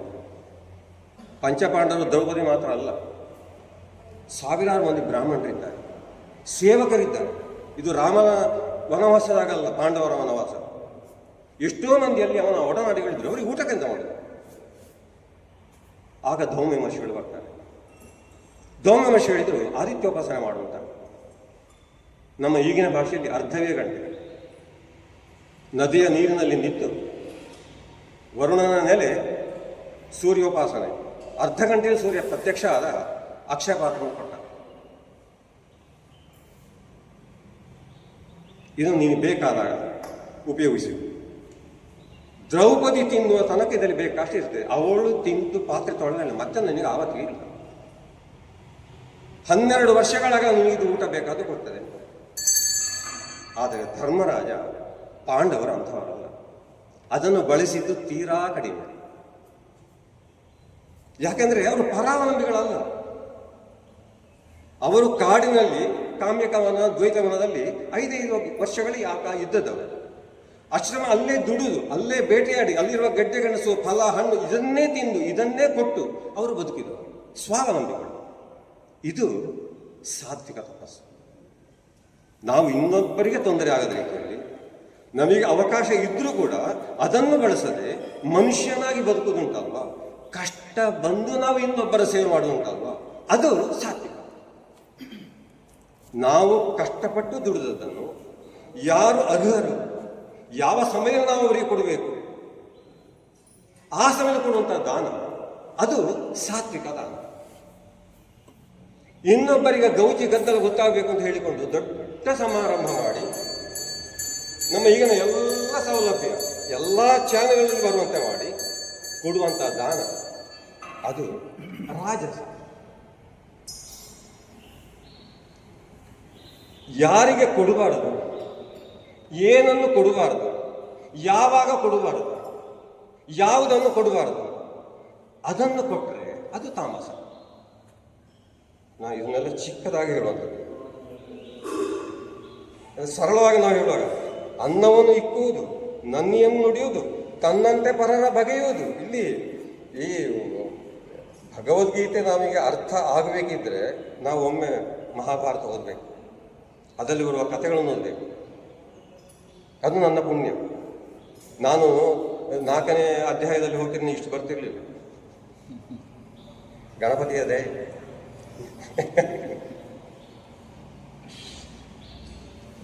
ವಾಂಗ್ಮಯ ತಪಸ್ಸು. ಇನ್ನೊಬ್ಬರ ಮನಸ್ಸನ್ನು ನೋಯಿಸದೇ ಇಲ್ಲ. ಇನ್ನೊಬ್ಬರ ಮನಸ್ಸನ್ನು ನೋಯಿಸುವುದು ತಾಮಸವನಾಯಿತು. ಅವನು ನನ್ನನ್ನು ನೋಯಿಸಿದರೆ ನಾನು ಇನ್ನೂ ನೋಯಿಸೋದು, ಅದು ರಾಜಸ ಆಯಿತು. ನಮ್ಮ ನಿತ್ಯ ಬದುಕಿನಲ್ಲಿ ಬರುವಂಥದ್ದನ್ನೇ ವ್ಯಾಸರು ಇಲ್ಲಿ ಕೃಷ್ಣನ ಮೂಲಕ ಅರ್ಜುನನಿಗೆ ಹೇಳ್ತಾನೆ. ತಪಸ್ಸು, ದಾನ, ಯಜ್ಞ, ಓಂ ತತ್ ಸತ್. ಅದಕ್ಕೆ ಬೇಸ್, ಬುನಾದಿ ಆಹಾರ. ಅಂದರೆ ಈ ಒಂದು ಅಧ್ಯಾಯದಲ್ಲಿ ನಮ್ಮ ಆಹಾರ ವಿಹಾರ, ನಮ್ಮ ಜೀವನ ಕ್ರಮ, ಇದು ಎಲ್ಲವೂ ಕೂಡ ನಮ್ಮ ವ್ಯಕ್ತಿತ್ವವನ್ನು ರೂಪಿಸಲಿಕ್ಕೆ ಸಹಕಾರಿ ಎನ್ನುವುದನ್ನು ಇಲ್ಲಿ ಕೃಷ್ಣ ಹೇಳ್ತಾನೆ. ನಾವಂತಲ್ಲ, ಒಬ್ಬ ತಿನ್ನುವ ಆಹಾರವನ್ನು ನೋಡಿ ನಮಗೆ ಅವನ ವ್ಯಕ್ತಿತ್ವವನ್ನು ಅಲ್ಲಿಯಕ್ಕಾಗ್ತದೆ. ಇದು ಕೃಷ್ಣ ಹೇಳುವ ಮಾತು. ಇವ ಸಾತ್ವಿಕ ಮನುಷ್ಯನ, ರಾಜಸನ, ತಾಮಸನ ಅಂತ. ಹಾಗೆ ಸಾತ್ವಿಕ ಆಹಾರ ಯಾವುದು? ಯಾವ ಆಹಾರ ನಮ್ಮಲ್ಲಿ ಸಾತ್ವಿಕ ಭಾವನೆಗಳನ್ನು ಸೃಷ್ಟಿಸುತ್ತದೋ ಅದು ಸಾತ್ವಿಕ ಆಹಾರ. ಒಂದು ಸಣ್ಣ ಚರ್ಚೆಯನ್ನು ನಿಮ್ಮ ಗಮನಕ್ಕೆ ಇಡ್ತೇನೆ ನಾನು. ಎಷ್ಟೋ ಸಲ ನಮ್ಮಲ್ಲಿ ಹೇಳುವುದು, ನೀವು ಸಸ್ಯಾಹಾರಿಗಳ? ಹೌದು. ನೀವು ಹಾಲು ಕುಡಿತೀರಾ? ಹೌದು. ಮತ್ತೆ ನೀವು ಸಸ್ಯಾಹಾರಿ ಆಗುವುದು ಹೇಗೆ? ಅದು ದನದ ಕೆಚ್ಚಲಿಂದ ಬರುವುದಲ್ಲ, ಅದು ಮಾಂಸದಿಂದ ಹುಟ್ಟಿ ಬರುವುದಲ್ಲ. ಹಾಗೆ ಸಸ್ಯಾಹಾರ ಆಗೋದು ಹೇಗೆ? ಕೃಷ್ಣನ ಉತ್ತರ ಬಹಳ ಚೆನ್ನಾಗಿದೆ. ಅವ ಫಲಿತಾಂಶದಲ್ಲಿ ಹೇಳಿದರು, ಇದು ಸಾತ್ವಿಕವ, ರಾಜಸವ, ತಾಮಸವ ಅಂತ. ಒಂದು ಪುಟ್ಟ ಉದಾಹರಣೆ ಕೊಡೋದಿದ್ರೆ, ಧರ್ಮರಾಜನಂತೆ ದ್ರೋಣರನ್ನು ಕೊಲ್ಲಬೇಕಿದ್ರೆ ಧರ್ಮರಾಜ ಸುಳ್ಳು ಹೇಳಬೇಕಿತ್ತು. ಅಶ್ವತ್ಥಾಮ ಹತಕುಂಜರ ಆ ಸುಳ್ಳು ಹೇಳಬೇಕಿತ್ತು. ಭೀಮ ಹೇಳಿದ್ದನ್ನು ದ್ರೋಣರು ನಂಬಲಿಲ್ಲ, ಯುಧಿಷ್ಠಿರ ಹೇಳಿದ್ದನ್ನು ನಂಬಿದ. ಸುಳ್ಳು ಹೇಳಿದ್ದು ತಪ್ಪು. ಅದಕ್ಕೆ ಅಲ್ಲಿಯವರೆಗೆ ಆಕಾಶದಲ್ಲಿ ಅವನ ರಥ ಅದು ನೆಲಕ್ಕೆ ಬಿತ್ತು, ಭೂಮಿಗೆ ಇಳಿಯುತ್ತದೆ. ಆದರೆ ಅದು ತಾಮಸ ಅಲ್ಲ, ಅದು ಸಾತ್ವಿಕ. ಯಾಕೆ? ದ್ರೋಣನನ್ನು ಕೊಲ್ಲದೇ ಇದ್ದರೆ ಇಲ್ಲಿ ಪಾಂಡವರು ಉಳಿಯುವುದಿಲ್ಲ, ಧರ್ಮ ಉಳಿಯುವುದಿಲ್ಲ. ಇದು ಕೃಷ್ಣನ ನಿಜ. ಹಾಗೆ ಇಲ್ಲಿ ಕರೆದು ಕುಡಿಯುವುದಲ್ಲ, ಕರು ಕುಡಿಯುತ್ತಾ ಇರುವಾಗಲೇ ಹಾಲು ಬೀಳ್ತದಲ್ಲ, ಅದನ್ನು ಸಂಗ್ರಹಿಸಿದರೆ ಅದು ಸಾತ್ವಿಕ. ಕರುವಿಗೆ ಹೊಟ್ಟೆ ತುಂಬಿದ ಬಳಿಕ ನಾವು ಕರೆದು ಸಂಗ್ರಹಿಸಿದರೆ ಅದು ರಾಜಸ. ಕರುವನ್ನು ಎಳ್ದು ಕಟ್ಟಿ ಹಾಕಿ ಅದರ ಎದುರೇ ನಾವು ಹಿಂಡುತ್ತೇವಲ್ವಾ, ಅದು ತಾಮಸ. ಆಹಾರ ಹೇಗೆ ಬರ್ತದೆ? ಆ ಹಿಂಸೆ ಎಷ್ಟೋ ಸಲ ನನಗನ್ನಿಸ್ತದೆ. ಈಗ ಆಧುನಿಕದಲ್ಲಿ ಈ ಯಾಂತ್ರೀಕರಣದಲ್ಲಿ ಹಾಲು ಇಡ್ತಾರೆ. ತಾಯಿಗೆ ಹೆರುವ ಸ್ವಾತಂತ್ರ್ಯ ಮಾತ್ರ, ಮತ್ತೆ ಈ ಸಾಕುವ ಕೊಟ್ಟದ್ದನ್ನು ಆಕಾರ ತಿನ್ನಬೇಕು ಬಿಡಬೇಕು. ಅದು ನೋಡ್ತಾ ಇರ್ತಾರೆ, ಎನ್ನಪ್ಪ ಇತ್ತೆ ಕೊರ್ಪಾಳು ಇತ್ತೆ ಕೊರ್ಪಾಳು ಅಂತ ಹೇಳಿಕೊಂಡು ಎಲ್ಲಿ ಸಿಗ್ತದೆ ಅದಕ್ಕೆ ತಾಮಸ. ಆ ಕರುವಿನ ಮಾನಸಿಕ ಹಿಂಸೆ ನಮ್ಮ ಹಿರಿಯರನ್ನ ಬೇಕು. ಅದರ ಶಾಪ ಗೋವಲ್ಲ, ಅದನ್ನು ನಾವು ಅನುಭವಿಸ್ತಾ ಇದ್ದೇವೆ. ಮಕ್ಕಳಿದ್ದು ಮಕ್ಕಳಿಲ್ಲದಂತ ಇದ್ದೇವೆ ನಾವು. ನಮ್ಮ ಪರಿಸ್ಥಿತಿ ನಾವು ಹೇಳಿ ಅಂದರೆ ತಾಮಸ ಆಗಲಿ ರಾಜಸ ಆಗಲಿ ಸಾತ್ವಿಕ ಆಗಲಿ ಅದು ಹರಿದು ಬರ್ತದೆ ಅಂತ. ಹಾಗೆ ಹಾಲಿನಲ್ಲಿ ಆ ಆಹಾರ ಸಾತ್ವಿಕ ರಾಜಸ ತಾಮಸ ಹೀಗೆ ಬರ್ತದೆ. ಹಾಗೆ ಸಾತ್ವಿಕ ಆಹಾರ ಸಾತ್ವಿಕ ಮನಸ್ಸು ಗುಣಗಳನ್ನು, ರಾಜಸ ಆಹಾರ ಎಲ್ಲ ಉಪ್ಪು ಹುಳಿ ಖಾರ ಎಲ್ಲ ಖಟಕ್ಕಾಗಿರಬೇಕು. ಹೇಗೆಂತ ಹೇಳಿದರೆ ಮಳೆಗಾಲದಲ್ಲಿ ಚಳಿ ಬಿಡಿಸುವಾಗಿರಬೇಕು, ಚಳಿಯಲ್ಲಿ ಚಳಿ ಬಿಡಿಸುವಂತಾಗಿರಬೇಕು, ಇನ್ನೂ ಚಳಿ ಆದರೆ ಹಾಗಿರಬೇಕು. ಇದೆಲ್ಲ ರಾಜಸ. ತಾಮಸ ತಂಗಳನ್ನು ಈಗ ನಾನು ಹೇಳಿದರೆ ನನ್ನ ಮನೆಯೂ ಸೇರಿ ತಂಗಳು ಬೆಟ್ಟಿಗೆ ಇಲ್ಲದ ಮನೆಯೇ ಇಲ್ಲ, ಫ್ರಿಜ್ ಇಲ್ಲದ ಮನೆ ಉಂಟ. ಭಗವದ್ಗೀತೆಯ ಪ್ರಕಾರ ಅದೆಲ್ಲ ತಾಮಸ. ಒಮ್ಮೆ ಬೇಯಿಸಿದ್ದನ್ನು ಪುನಃ ಬೇಯಿಸಿದರೆ ಅದು ತಾಮಸ. ಹಳಸಿದ್ದು ತಿಂದರೆ ಅದು ತಾಮಸ. ನಾವು ಮೂಸಿ ಮೂಸಿ ನೋಡುದು, ಹಳಸಲಿಲ್ವಾ ತಿನ್ನುವ, ಇದು ತಾಮಸ ಆಗಿದೆ. ಆಹಾರದಲ್ಲಿ, ವಿಹಾರದಲ್ಲಿ, ಕೊಡುವುದರಲ್ಲಿ, ಪುಣ್ಯಕ್ಕಿಲ್ಲಿ ಬೇಡುವುದರಲ್ಲಿ ಬರುವುದಿಲ್ಲ. ಇಲ್ಲಿ ಎಲ್ಲವನ್ನು ಕೂಡ ಅರ್ಜುನನ ಒಂದು ಪ್ರಶ್ನೆಗೆ ಶಾಸ್ತ್ರೋಕ್ತವಲ್ಲದೆ ಶ್ರದ್ಧೆಯಿಂದ ಮಾಡುವಂಥದ್ದು ಸಾತ್ವಿಕವೋ ರಾಜಸವೋ ತಾಮಸವೋ ಇಷ್ಟು ವಿವರಣೆ ನಮ್ಮ ಕೃಷ್ಣ ಕೊಡ್ತಾನೆ, ವ್ಯಾಸರು ಕೊಡ್ತಾರೆ. ವ್ಯಾಸರ ಕಥನ ಶೈಲಿ ಅಂತ ನಮಗೆ ಉದಾಸೀನ ಆಗಬಾರ್ದಲ್ವ. ನಳನಾಗಿ, ನಳ ದಮಯಂತಿಯರಾಗಿ, ಧರ್ಮವ್ಯಾಧರಾಗಿ, ಇನ್ನಿಷ್ಟೋ ಮುನಿಗಳ ಕಥೆಯಾಗಿ ಅಲ್ಲಿ ಈ ಇಷ್ಟು ತತ್ವಗಳ ಬಗ್ಗೆ ಸಾಂದರ್ಭಿಕವಾಗಿ ಉದಾಹರಣೆಯನ್ನು ಕೊಡುತ್ತಾ, ಧರ್ಮರಾಜನ ಪ್ರಶ್ನೆಗಳಿಗೆ ಉದಾಹರಣೆಯನ್ನು ಕೊಡುತ್ತಾ, ಯುದ್ಧ ಪ್ರಾರಂಭ ಆದಾಗ ಅರ್ಜುನನ ಪ್ರಶ್ನೆಗೆ ಉತ್ತರ ಕೊಡುತ್ತಾ ನಮ್ಮನ್ನು ಸಮಾಧಾನಪಡಿಸುವಂತಹ ರೀತಿ ಅನನ್ಯ. ಧರ್ಮರಾಜ ಅಂತ ಹೇಳುವಾಗ ಇನ್ನೊಂದು ಘಟನೆ ನನಗೆ ಬರ್ತದೆ. ಭಗವದ್ಗೀತೆಯಲ್ಲಿ ಉಪದೇಶ ಆಯಿತು, ಇನ್ನೇನು ಯುದ್ಧ ಪ್ರಾರಂಭಿಕ ಒಂದು ಬಿಸಿಲು ಶಂಕನಾದ ಮಾಡಬೇಕು. ತಗೊಳ್ಳಿ, ಧರ್ಮರಾಜ ರಥದಿಂದ ಕೆಳಗೆ ಇಳಿದದ್ದೆಂಥದ್ದು, ಯುದ್ಧಕ್ಕೆ ಬೇಕಾದ ಎಲ್ಲ ಉಡುಪು ತೊಡುಗಳನ್ನು ತೆಗೆದು, ಕಾಲಿನ ಚಪ್ಪಲಿ ಪಾದರಕ್ಷೆಯನ್ನು ಕೂಡ ತೆಗೆದು ಇಳಿದ, ಆಯುಧ ಎಲ್ಲ ರಥದ ಇಳಿದು ಸೀದಾ ಒದ್ದೆ ಕೌರವರ ಪಡೆಗೆ. ಕೃಷ್ಣನಿಗೆ ಒಂದು ಕ್ಷಣ ಮಂಡ ವೆಚ್ಚಾಯಿತು. ಇವನೀಗ ಹೇಳಿದಷ್ಟು ನೀ ಪುಣ್ಯಾತ್ಮ ಹೇಳಿ ಕೇಳಿ ಧರ್ಮರಾಜ. ಆದರೆ ಯುಧಿಷ್ಠಿರ ಕೌರವ ಸೇನೆ ಅವನಿಗೆ ಧಿಕ್ಕಾರ ಕೂಗಿತು. ಅಯ್ಯೋ ಇವ ಷಂಡ, ಆ ಪದವನ್ನು ಉಪಯೋಗಿಸ್ತದೆ, ಇವ ಕುಂತಿಗೆ ಹುಟ್ಟಿದವನಂತ ಕೇಳ್ತದೆ ಅಲ್ಲಿ. ಆದರೆ ಇದು ಯಾವುದನ್ನು ಕಿವಿಗೆ ತಗೊಳ್ಳದೆ ಪ್ರಶಾಂತನಾಗಿ ಒಬ್ಬ ಯತಿಯಂತೆ ಧರ್ಮರಾಜ ಭೀಷ್ಮಾಚಾರ್ಯ ಬಳಿ ಹೋಗ್ತಾನೆ. ಭೀಷ್ಮನತ್ತ ಹೋಗೋ ದಿಕ್ಕು ಕಂಡುಕೊಳ್ಳಿ ಕೃಷ್ಣನಿಗೆ ಗೊತ್ತಾಯ್ತು, ಯಬ್ಬ ಇವನ ಉಪಾಯವೇ ಅಂತ. ಹೋಗಿ ಅಜ್ಜನಿಗೆ, ಅಜ್ಜ ವಿರೋಧಿ ಅಲ್ಲ, ಅಜ್ಜ ಪ್ರಣಾಮಗಳು ಮಾಡ್ತಾನೆ, ನಾನು ಗೆಲ್ಲಬೇಕು ಅಂತ ಆಶೀರ್ವಾದ ಮಾಡುತ್ತಾ ಇರ್ತಾನೆ ವಿಜಯ್ ಭವ. ಎರಡನೇ ಪ್ರಶ್ನೆ, ಈಗ ನಿನ್ನನ್ನು ಕೊಲ್ಲಿಕ್ಕೆ ನಮ್ಮಿಂದ ಯಾರಿಂದಲೂ ಸಾಧ್ಯ ಇಲ್ಲ, ನಿನ್ನ ಕೊಲ್ಲುವುದು ಹೇಗೆ ಪ್ರಶ್ನೆ. ಸಮಯ ಬಂದಾಗ ಹೇಳ್ತೇನೆ ಅಂತ ಹೇಳಿದೆ. ಪ್ರದಕ್ಷಿಣೆ ಬಂದ, ಆವಾಗ ತಮ್ಮಂದರು ಸೇರಿದರು. ಇಲ್ಲಿಗೆ ಹೋಗಿ ಕೈ ಮುಗಿದು ಕೇಳುವಾಗ ತಮ್ಮಂದರಿಗೆ ಬಾ ಈ ಅಣ್ಣನೇ, ಅವರು ಕೈ ಮುಗಿದು ದ್ರೋಣರಿಗೆ ಕೈ ಮುಗಿದು ಯುದ್ಧದಲ್ಲಿ ಗೆಲ್ಲಿ ನನಗೆ ಆಶೀರ್ವಾದ ಮಾಡಿದರು. ಭೀಷ್ಮ ಹೇಳ್ತಾನೆ, ಒಂದೊಮ್ಮೆ ನೀನು ಬಾರದೆ ಇರ್ತಿದ್ರೆ ನನಗೆ ನಿನ್ನ ಮೇಲೆ ಸಿಟ್ಟು ಬರ್ತಿತ್ತು ಅಂತ. ಅವರ ನಿರೀಕ್ಷೆ ನಾನು ಹೇಳಿದೆ, ಪಾಂಡವರಿಂದ ಅಂತಹ ನಿರೀಕ್ಷೆ ಇತ್ತು ಅಂತ. ಸಾತ್ವಿಕ ನಡೆ. ದ್ರೋಣಾಚಾರ್ಯರು ಅದೇ ಮಾತನ್ನು ಹೇಳಿದರು, ನಿಮ್ಮನ್ನು ಕೊಲ್ಲುವುದು ಹೇಗೆ. ವಿರೋಧಿಗಳಿಗೆ ಹೋಗಿ ಕೇಳುವುದು ಸಾತ್ವಿಕ ನಡೆ. ಏನಿಲ್ಲ, ನನಗೆ ಇಷ್ಟವಾದ್ದು ಏನಿದೆ ಆ ಘಟನೆ ನಡೆದಿ ಅಂತ ಹೇಳಿಬಿಡು, ನಾನು ನಂಬುವಂತೆ, ಅಲ್ಲಿಗೆ ನಾನು ಶಸ್ತ್ರ ಸನ್ಯಾಸ ಮಾಡ್ತೇನೆ, ಮತ್ತೆ ನೀವು ನನ್ನ ಸ್ಮರಿಸಿ. ಆಶೀರ್ವಾದ ವಿಜಯ್ ಭವ. ಕೃಪಾಚಾರ್ಯರು ಉಳಿದವರು ಅವರೊಬ್ಬರೇ. ಅವರಿಗೆ ಹೋಗಿ ಕೈ ಮುಗಿದು ನಾವು ಗೆಲ್ಲುವಂಥ ಆಶೀರ್ವಾದ ಗುರುಗಳು ಕೂಡ ವಿಜಯಿ ಅವರಲ್ಲಿ ಏನು ಕೇಳಿಕೊಂಡಲೇ ಇಲ್ಲ. ಭೀಷ್ಮ, ದ್ರೋಣ, ಕೃಪಾಚಾರ್ಯಂತಹ ಹಿರಿಯರನ್ನು ನಿಲ್ಲಿಸಿ ಪಾಂಡವರ ಮನಸ್ಸನ್ನು ಕೆಡಿಸಲಿಕ್ಕೆ ನೋಡಿದ, ಅದರಲ್ಲಿ ಅರ್ಧ ಯಶಸ್ವಿಯಾದ, ಅರ್ಜುನನ್ನು ಕೈ ಚೆಲ್ಲುವಂತೆ ಮಾಡಿದ ಕೌರವನ ನಡೆ ಅದು ತಾಮಸ. ಅಂಥದಲ್ಲಿ ಯುಧಿಷ್ಠಿರ ತನ್ನ ವಿರೋಧಿಗಳನ್ನು ಯುದ್ಧ ಮಾಡುವ ಮೊದಲು ಅಜ್ಜನಾಗಿ ಗುರುಗಳನ್ನಾಗಿ ಕಂಡು ಅವರಿಗೆ ಕೈ ಮುಗಿದು ನಮ್ಮನ್ನು ವಿಜಯಕ್ಕೆ ಆಶೀರ್ವದಿಸುವಂತ ಕೇಳಿದ್ರು ಅಂತಲ್ಲ, ಅದು ಸಾಧ್ಯ. ಇಲ್ಲಿಯೂ ಕೃಷ್ಣ ಸುಮ್ಮನೆ ಕೂತ್ಕೊಳ್ಳಿಲ್ಲ. ಕೆಲವು ಕಡೆ ಕೃಷ್ಣನ ಸೀಂತ್ರಿ ಬಹಳ ತಪ್ಪು ತಿಳ್ಕೋಬೇಡಿ. ಸೀದಾ ಕರ್ನಾಟಕ ಏನೋ ಮಾತಾಡಿದ, ಒಂದು ಹುಳ ಬಿಡುವುದು ಕೌರವನ ಮನಸ್ಸಿನಲ್ಲಿ. ನೀನು ಬಾ, ನೀನೀಗ 10 ದಿವಸ ಯುದ್ಧ ಮಾಡುವುದಿಲ್ಲ ಅಲ್ಲ, ನಮ್ಮೊಟ್ಟಿಗೆ ಬಾ ಮಾರ್ಯ. ಅಲ್ಲಿ ನೀನು ಹೇಳಿದ್ದು ಭೀಷ್ಮ ಇರುವಲ್ಲಿ ಯುದ್ಧ ಮಾಡುವುದಿಲ್ಲ, ನಮ್ಮೊಟ್ಟಿಗೆ ಬಾ, ಯುದ್ಧ ಮಾಡು ನೀನು.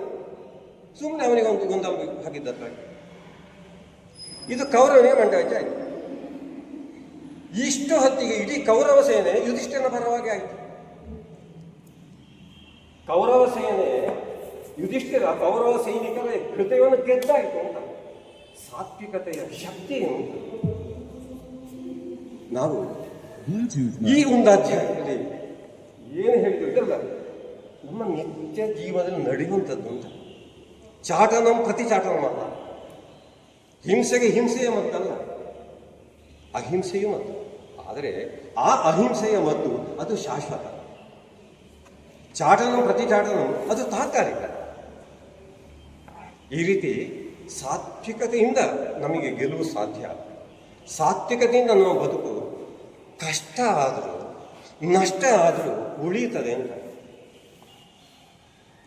ಪಾಂಡವರು ಕಷ್ಟಪಟ್ಟರು, ಪಾಂಡವರು ನಷ್ಟ ಹೊಂದಿದರು, ಪಾಂಡವರು ರಾಜ್ಯ ಭ್ರಷ್ಟರಾದರು, ಕಷ್ಟ ನಷ್ಟ ಭ್ರಷ್ಟತೆಗೆ ಈಡಾದರು. ಆದರೆ ಧರ್ಮರಾಜ ಎನ್ನುವ ಯುಧಿಷ್ಠಿರ ಎನ್ನುವ ಹಿರಿಯಣ್ಣ ಧರ್ಮಚ್ಯುತನಾಗಲಿಲ್ಲ. ಒಬ್ಬ ರಾಜ ಮಾಡಬೇಕಾದಂತಹ ಧರ್ಮದಿಂದ ತಾತ್ಕಾಲಿಕ ವಿಮುಖನಾದರೂ ಕೂಡ ಕರ್ತವ್ಯಚ್ಯುತನಾಗಲಿಲ್ಲ. ಮಾನವೀಯ ಮೌಲ್ಯಗಳಿಂದ ಅವ ವಿಮುಖನಾಗಲಿಲ್ಲ. ಆದುದರಿಂದಲೇ ಕುರುಕ್ಷೇತ್ರ ಯುದ್ಧದಲ್ಲಿ ಸರ್ವನಾಶವಾದ ಪಂಚಪಾಂಡವರಿಗೆ ದ್ರೌಪದಿಯಲ್ಲಿ ಹುಟ್ಟಿದಂತಹ ಉಪಪಾಂಡವರು ಕೂಡ ಉಳಿಯಲಿಲ್ಲ. ಪಾಂಡವರೆಲ್ಲರ ಮಗನಂತಿದ್ದಂತಹ ಅಭಿಮನ್ಯುವೇ ಉಳಿಯಲಿಲ್ಲ. ಸುಭದ್ರೆಯ ಗರ್ಭದಲ್ಲಿದ್ದಂತಹ ಪರೀಕ್ಷಿತನು ಕೂಡ ಉಳಿಯಲಿಲ್ಲ. ಮತ್ತೆ ಕೃಷ್ಣನ ದಯೆಯಿಂದ ಉಳಿದ. ಇದು ಹೇಗೆ ಸಾಧ್ಯ ಇಲ್ಲ? ಯುಧಿಷ್ಠಿರ. ಇಡೀ ನಾವು ಮಹಾಭಾರತ ಓದುವಾಗ ಈ ವ್ಯಾಸರು ಏನನ್ನು ನಮಗೆ ಈ ಸಾತ್ವಿಕ ರಾಜಸ ತಾಮಸ ಕಟ್ಟಿಕೊಡ್ತಾರ, ಅದು ಯುಧಿಷ್ಠಿರನ ಜೀವನದಲ್ಲಿ ನಮಗೆ ಕಣ್ಣಿಗೆ ಕಟ್ಟುವಂತೆ ಬರ್ತದೆ. ಯುಧಿಷ್ಠಿರ ಬೇರೆ ಅಲ್ಲ, ನಾವು ಬೇರೆ ಅಲ್ಲ. ಅರ್ಜುನ ಬೇರೆ ಅಲ್ಲ, ನಾವು ಬೇರೆ ಅಲ್ಲ. ಅಸಹನಶೀಲನಾದಂತಹ ಭೀಮ ಬೇರೆ ಅಲ್ಲ, ನಾವು ಬೇರೆ ಅಲ್ಲ. ಭೀಮನಂತಹ ಸಿಟ್ಟು ನಮಗೆ ಬರ್ತದೆ.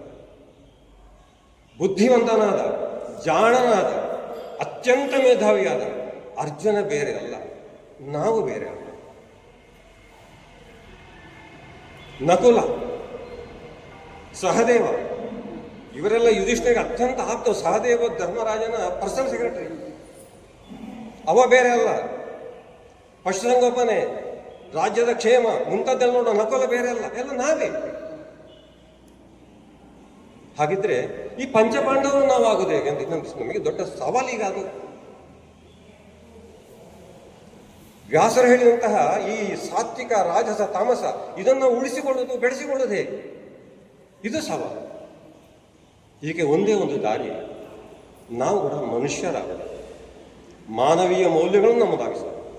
ಆ ಮಾನವೀಯ ಮೌಲ್ಯಗಳನ್ನು ಸಾಧಿಸಿಟ್ಟು ನಮ್ಮದಾಗಿಸಿ ಈ ಸಾತ್ವಿಕ ದಾರಿಯಲ್ಲಿ ಮುನ್ನಡೆಯುವುದು.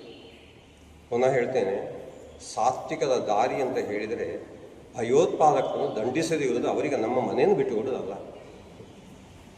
ಸ್ಪಷ್ಟವಾಗಿ ಈ ಅಧ್ಯಾಯದಲ್ಲಿ ಬರ್ತದೆ.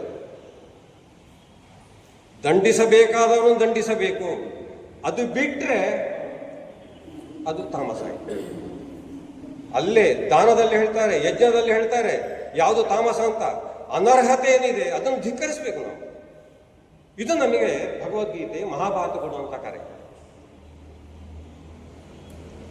ಕೊನೆಯಲ್ಲಿ ಶಂಕರಾಚಾರ್ಯರ ಎಲ್ಲ ನಮ್ಮ ಇಡೀ ಪೂಜೆಯ ಬಳಿಕ ಒಂದು ಒಳ್ಳೆಯ ಶ್ಲೋಕ ಇದೆ. ಕಾಯೇನ ವಾಚ ಮನಸ್ಸೇ ಇರುವ ಬುದ್ಧ್ಯಾತ್ಮನಾವ ಪ್ರಕೃತೇ ಸ್ವಭಾವ ಕರೋಮಿ ಯದ್ಯತ್ ಸಕಲಂ ಪರಸ್ಮೈ ನಾರಾಯಣಾಯೇತಿ ಸಮರ್ಪಯಾಮಿ. ಎಂಥ ಒಂದು ಉದಾತ್ತವಾದ ಗುಣ. ನಾವು ಮಾಡುವುದನ್ನೆಲ್ಲವನ್ನು ಮಾಡ್ತೇವೆ. ಪುರಂದರದಾಸರ ಒಂದು ಕೀರ್ತನೆ ಕೊನೆಯ ಸಾಲು ಮರಿಬಾರದು. ನಾರಾಯಣ ನಿನ್ನ ನಾಮದ ಸಾರಾಮೃತವು ಎನ್ನ ನಾಲಿಗೆಯಲ್ಲಿ ಬರಲಿ ಅಂತ ಹೇಳುವಾಗ ಕೊನೆಗೆ ಹೇಳ್ತಾನೆ, ಅಂತ್ಯಕಾಲದಲ್ಲಿ ನಿನ್ನ ಸ್ಮರಿಸುವ ಹಾಗೆ. ಅಂತ್ಯಕಾಲದಲ್ಲಿ ನಾವು ಮಹಾವಿಷ್ಣುವನ್ನು ಭಗವಂತ ಸ್ಮರಿಸುವುದು ಹೇಗೆ? ನಮ್ಮ ಬದುಕು ಹಾಗಿರಬೇಕು ಅಂತ ಒಂದು ಬದುಕು ನಾವು ಮಾಡಬೇಕು. ಹಾಗೆ ಇಲ್ಲಿ ನಾರಾಯಣ ಏತಿ ಸಮರ್ಪಯಾಮಿ. ನಾರಾಯಣ ಬಯಸುವಂತಹ ಏನೊಂದು ಬದುಕಿದೆ ಅದನ್ನು ನಾವು ಮಾಡಬೇಕು. ಅದೇ ಶಂಕರಾಚಾರ್ಯ ಹೇಳಿದ್ರು, ಆತ್ಮಾತ್ವಂ ಗಿರಿಜಾಮತಿ ಸಹಚಾರಾ ಪ್ರಾಣಾ ಶರೀರಂ ಗೃಹಂ ಪೂಜಾತೆ ವಿಷಯೋಪಭೋಗ ರಚನಾ ನಿದ್ರಾ ಸಮಾಧಿ ಸ್ಥಿತಿ ಸಂಚಾರ ಪದಯೋ ಪ್ರದಕ್ಷಿಣ ವಿಧಿ ಸ್ತೋತ್ರಾಣಿ ಸರ್ವಾಗಿರೋ ಯದ್ಯತ್ ಕರ್ಮ ಕರೋಮಿ ತತ್ತದಖಿಲಂ ಶಂಭೋ ತವಾರಾಧ. ಎಷ್ಟು ಚಂದಕ್ಕೆ ಶಂಕರಾಚಾರ್ಯ ಕಟ್ಟಿಕೊಟ್ಟು ನಮ್ಮ ಬದುಕು ಹೇಗಿರಬೇಕು ಅಂತ ಹೇಳುವ ಅದು ಭಗವದ್ಗೀತೆಯ ಸಾರ. ಕೊನೆಗೆ ಕರಚರಣ ಕೃತಂವ ಕಾಯಜಂ ಕರ್ಮಜಂವ ಶ್ರವಣ ನಯನಜಂವ ಮಾನಸಂ ವಾಪರಾಧಂ ವಿಹಿತಮವಿಹಿತಂವ ಸರ್ವಮೇತತ್ ಕ್ಷಮಸ್ವ ಜಯ ಜಯ ಕರುಣಾಬ್ಧೇ ಶ್ರೀ ಮಹಾದೇವಶಂಭು. ಇಷ್ಟೆಲ್ಲ ಮಾಡುವುದಿದ್ರು ಕೂಡ ನಮ್ಮಲ್ಲಿ ಮನಸ್ಸಲ್ಲ, ಮಾತಲ್ಲ, ಕ್ರಿಯೆಯಲ್ಲ, ನಡೆನುಡಿಗಳಲ್ಲೂ ತಪ್ಪು ಬರಬಹುದು. ಹೇ ಶಂಭೋ, ನೀನು ಕರುಣಾಬ್ಧಿ, ನಮ್ಮನ್ನು ಕ್ಷಮಿಸು. ದೇವರೇ ನಮ್ಮನ್ನು ಕ್ಷಮಿಸು. ಯಾಕೆಂತ ಹೇಳಿದ್ರೆ ನಾವು ಯದನ್ನಾತ್ ಕುರುತೆ ಪಾಪಂ ತದನ್ನಾತ್ ಪರಿಮುಚ್ಯತೆ, ಯದ್ ರಾತ್ರಿಯಾತ್ ಕುರುತೆ ಪಾಪಂ ತದ್ ರಾತ್ರಿಯಾತ್ ಪ್ರತಿಮುಚ್ಯತೆ. ನಾವು ಆ ತತ್ವದವರು. ವಾರಕ್ಕೊಂದು ಸಲ ಪ್ರಾರ್ಥನಾ ಮಂದಿರೊಳಗೆ ನಾವು ಕ್ಷಮಿಸು ಅಂತ ಕೇಳುವುದಲ್ಲ. ನಮ್ಮದು ತಪ್ಪಾದ ಒಳ್ಳೆ ದೇವರೇ ಏನೋ ತಪ್ಪ ನಾವು ಮುಗೀತಲ್ಲಿ ಫ್ರೆಶ್ ಆಗಿ ನಾವು ಇಲ್ಲೂ ಕೂಡ ಅದೇ. ಆದಷ್ಟು ನಾವು ಫ್ರೆಶ್ ಆಗಬೇಕು, ಸ್ವಸ್ಥರಾಗಬೇಕು, ಸ್ವಚ್ಛರಾಗಬೇಕು. ಸ್ವಸ್ಥ ಸ್ವಚ್ಛ ಬಾಳು ನಮ್ಮದಾಗಲಿ. ನಮಸ್ಕಾರ. ನಿರರ್ಗಳವಾಗಿ ನಾವೆಲ್ಲ ಎವೆ ಇಕ್ಕದೆ ಕೇಳುವಂತೆ ಮಾಡಿದ ಶ್ರೀಯುತ ವಿಶ್ವೇಶ್ವರ ಭಟ್ರಿಗೆ ಧನ್ಯವಾದಗಳು. ಕಾರ್ಯಕ್ರಮದ ಕೊನೆ ಹಂತವಾಗಿ ಈ ಕಾರ್ಯಕ್ರಮದ ಅಧ್ಯಕ್ಷರ ಒಂದು ಕಿರು ಪರಿಚಯ ಮಾಡಲಿಕ್ಕೆ ಇಷ್ಟಪಡ್ತಾನೆ. ಶ್ರೀಯುತ ಹರೀಶ್ ಕೆ ಅದೂರು ಇವರು ಮೂಲತಃ ಕಾಸರಗೋಡು ಜಿಲ್ಲೆಯ ಅದೂರಿನವರು. ಮಾಧ್ಯಮ ಕ್ಷೇತ್ರದಲ್ಲಿ 30 ವರ್ಷಗಳಿಗಿಂತಲೂ ಸುದೀರ್ಘ ಅನುಭವವಿದೆ. ಮುದ್ರಣ ಮಾಧ್ಯಮದಿಂದ ಹಿಡಿದು ವಿದ್ಯುನ್ಮಾನ ಮಾಧ್ಯಮ, ಡಿಜಿಟಲ್ ಮಾಧ್ಯಮ, ಸಿನಿಮಾ, ಶಿಕ್ಷಣ ಹೀಗೆ 10 ಹಲವು ಮಾಧ್ಯಮ ರಂಗದ ಎಲ್ಲ ಆಯಾಮಗಳಲ್ಲಿ ಸಮರ್ಥವಾಗಿ ಕಾರ್ಯನಿರ್ವಹಿಸಿದ ಅನುಭವ ಇವರಿಗಿದೆ. ಗ್ರಾಮೀಣ ಭಾಗದಿಂದ ಬಂದಿರುವಂತಹ ಅರೆಕಾಲಿಕ ವರದಿಗಾರನಾಗಿ ಶುರು ಮಾಡಿ ಮಾಧ್ಯಮ ಕ್ಷೇತ್ರದಲ್ಲಿ ಕಾರ್ಯನಿರ್ವಹಿಸಿ ತದನಂತರ ಅತ್ಯುನ್ನತ ಮಾಧ್ಯಮ ಹುದ್ದೆಗಳನ್ನು ಅಲಂಕರಿಸಿದ್ದಾರೆ. ಇವರ ಮಾಧ್ಯಮ ರಂಗದಲ್ಲಿ ಸಾಧನೆಗಾಗಿ ಪ್ರತಿಷ್ಠಿತವಾದ ಪದ್ಯಾಣ ಗೋಪಾಲಕೃಷ್ಣ ಪ್ರಶಸ್ತಿಯಿಂದ ಹಿಡಿದು ಇತ್ತೀಚೆಗೆ ವಿಕಾಸ ಮಾಧ್ಯಮ ಸಾಧನಾ ಪ್ರಶಸ್ತಿಗಳ ತನಕ 10 ಹಲವು ಪ್ರಶಸ್ತಿ ಸನ್ಮಾನಗಳು ಲಭ್ಯವಾಗಿದೆ. ಮೂಡಬಿದಿರೆಯಲ್ಲಿ ಕಾರ್ಯನಿರತ ಪತ್ರಕರ್ತರ ಸಂಘದ ಉಪಾಧ್ಯಕ್ಷ, ದಕ್ಷಿಣ ಕನ್ನಡ ಜಿಲ್ಲಾ ಕಾರ್ಯನಿರತ ಪತ್ರಕರ್ತರ ಸಂಘದ ಕಾರ್ಯಕಾರಿಣಿ ಸದಸ್ಯರಾಗಿ ಸೇವೆ ಹಾಗೂ ಶಿಕ್ಷಣ, ಕಲೆ, ಸಾಹಿತ್ಯ 10 ಹಲವು ಸಂಘಟನೆಗಳಲ್ಲಿ ತನ್ನನ್ನು ಕ್ರಿಯಾಶೀಲವಾಗಿ ತೊಡಗಿಸಿಕೊಂಡಿರುವ ಶ್ರೀಯುತ ಹರೀಶ್ ಕೆ ಆದೂರು ಅವರಿಗೆ ವೇದಿಕೆ. ಧನ್ಯವಾದಗಳು. ತುಂಬ ಚೆನ್ನಾಗಿ ಪರಿಚಯ ಮಾಡಿಕೊಟ್ಟಿದ್ದೀರಿ. ನಾನೀಗ ಮಾತಾಡಿದರೆ ಅದಷ್ಟು ಸಮಂಜಸ ಆಗಲಿಕ್ಕಿಲ್ಲ. ಯಾಕಂತ ಹೇಳಿದರೆ ಇಷ್ಟು ಹೊತ್ತು 42 ನಿಮಿಷಗಳ ಕಾಲ ನಿರರ್ಗಳವಾದಂತಹ ಮಾತುಗಳ ವಾಗ್ಚರ್ಯನ್ನು ಅನುಭವಿಸಿದ ನಮಗೆ ನನ್ನ ಮಾತುಗಳು ಅಷ್ಟು ಹಿತ ಅಂತ ಅನಿಸ್ಲಿಕ್ಕಿಲ್ಲ. ಆದರೂ ಕೂಡ ಸುಭಾಷಿಣಿ ಅಕ್ಕನ ಪ್ರೀತಿಯ ಒಂದು ಕರೆಗೆ, ಗಣಪತಿ ಅಣ್ಣನ ಪ್ರೀತಿಯ ಒಂದು ಕರೆಗೆ ಹೋಗೊಟ್ಟು ನಾನು ಇವತ್ತು ಇಲ್ಲಿ ಬಂದಿದ್ದೇನೆ. ಎಲ್ಲದಕ್ಕೂ ಕೂಡ ಒಂದು ಸಕಾರಣ ಇದ್ದೇ ಇದೆ ಅಂತ ಹೇಳ್ತಾರೆ. ಈ ಹಿಂದೆ 3 ಬಾರಿ ನಾನಿಲ್ಲಿ ಈ ಒಂದು ಕಾರ್ಯಕ್ರಮಕ್ಕೆ ಬರಬೇಕಾಗಿತ್ತು, ಆದರೆ 3 ಬಾರಿ ಕೂಡ ಬರಲಿಕ್ಕೆ ಸಾಧ್ಯ ಆಗಿಲ್ಲ. ಯಾಕೆಂತ ಗೊತ್ತಿಲ್ಲ, ಬೇರೆ ಬೇರೆ ಕಾರಣಗಳಿಂದಾಗಿ ನನಗೆ ಬರಲಿಕ್ಕಾಗಿಲ್ಲ.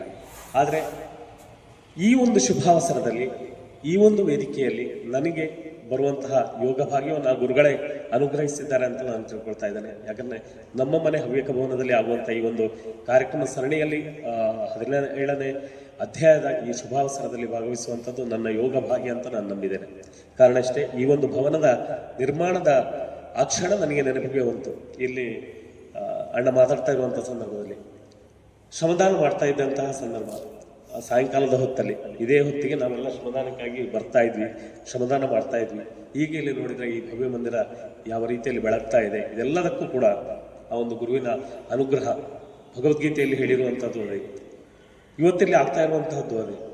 ಶ್ರೀಕೃಷ್ಣ ಪರಮಾತ್ಮ 5000 ವರ್ಷಗಳ ಹಿಂದೆ ಏನು ಗೀತೋಪದೇಶವನ್ನು ಮಾಡಿದಂತಹ ಸಂದರ್ಭದಲ್ಲಿ ಇಡೀ ಜೀವರಾಶಿ ಇವತ್ತು ಇದೆ ಅಂತ ಆದರೆ ಆ ಒಂದು ಗೀತೆಯ ಒಂದು ಏನು ಅದ್ಭುತವಾದಂತಹ ಸಾರ ಸಂದೇಶದಿಂದ ಅಂತ ಹೇಳಿದರೆ ತಪ್ಪಾಗಲಿಕ್ಕಿಲ್ಲ.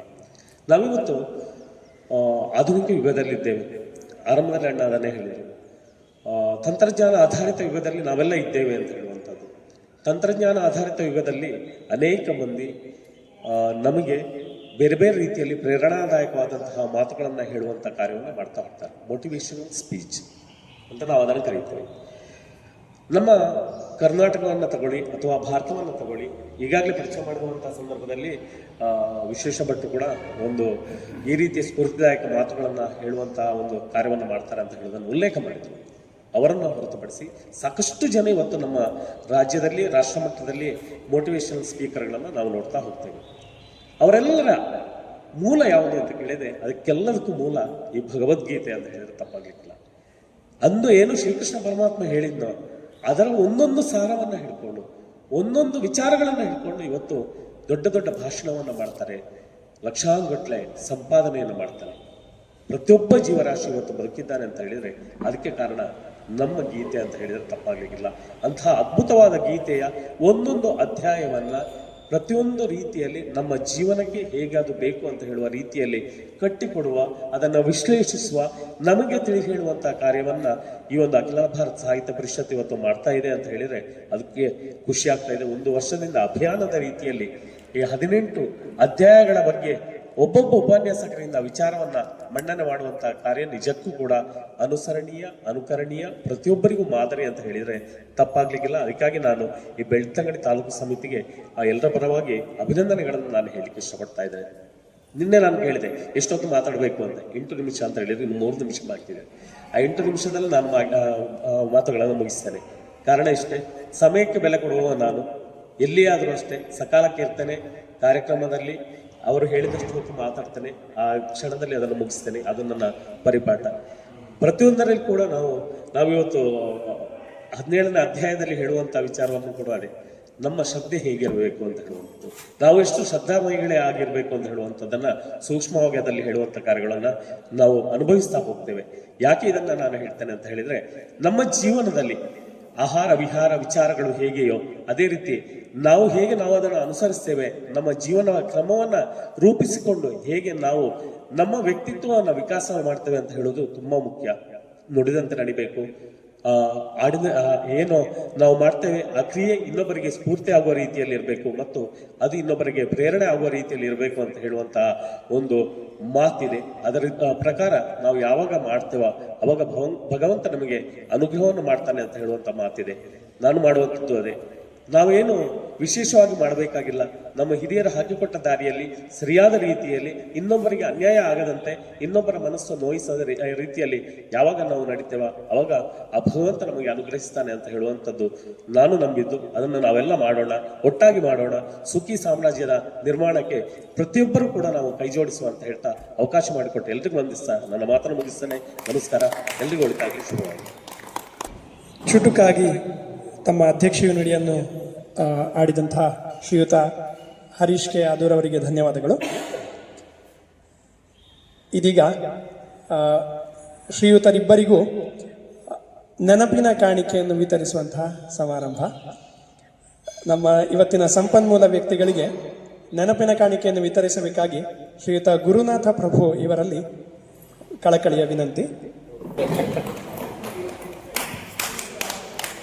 ಅಧ್ಯಕ್ಷೀಯ ಸ್ಥಾನವನ್ನು ಕೆಲಸ ಹರೀಶ್ ಕೆ ಆದೂರು ಇವರಿಗೆ ಮೇಘನಾ ಪ್ರಸಾದ್ ಇವರು ನೆನಪಿನ ಕಾಣಿಕೆಯನ್ನು ಸಮರ್ಪಿಸಬೇಕಾಗಿ ಕೇಳಿಕೊಳ್ಳುತ್ತೇನೆ. ಈ ಗೀತೆ ಜೊತೆ ಸಾಹಿತ್ಯ ಸಾಂಗತ್ಯ ಉಪನ್ಯಾಸ ಮಾಲಿಕೆಗೆ ಒಂದು ಸ್ಥಳಾವಕಾಶವನ್ನು ನೀಡಿದ ಒಂದು ಸವಿನೆನಪಿಗಾಗಿ ಕಳೆದ 17 ಉಪನ್ಯಾಸಗಳಲ್ಲಿ ಆಯಿತು. ಇನ್ನೂ ಒಂದು ಉಪನ್ಯಾಸ ನಡೆಯಲಿಕ್ಕಿದೆ, 18 ಉಪನ್ಯಾಸ. ಹಾಗಾಗಿ ನಮಗೆ ಉಚಿತವಾಗಿ ಸೌಲಭ್ಯವನ್ನು ಕಲ್ಪಿಸಿಕೊಟ್ಟಿದ್ದಾರೆ. ಅದು ನಮ್ಮ ಗುರುಗಳ ಕೃಪೆ. ಹಾಗೆ ಶ್ರೀರಾಮಚಂದ್ರಾಪುರ ಮಠದ ಶ್ರೀ ಶ್ರೀ ರಾಘವೇಶ್ವರ ಭಾರತಿ ಸ್ವಾಮಿಗಳ ಚರಣಾರವಿಂದಗಳಿಗೆ ಹಣೆ ಮಾಡಿದ್ದು ಪ್ರೀತಿಯಿಂದ ನಮ್ಮ ಒಂದು ಸಣ್ಣ ಕಾಣಿಕೆಯನ್ನು ಈಗ ಹಸ್ತಾಂತರ ಮಾಡ್ತಾ ಇದ್ದೇವೆ. ದಯವಿಟ್ಟು ಕೇಶಭಟ್ಟು ಸ್ವೀಕರಿಸಬೇಕು ಅಂತ ಕೋರ್ತಾ ಇದ್ದೇವೆ.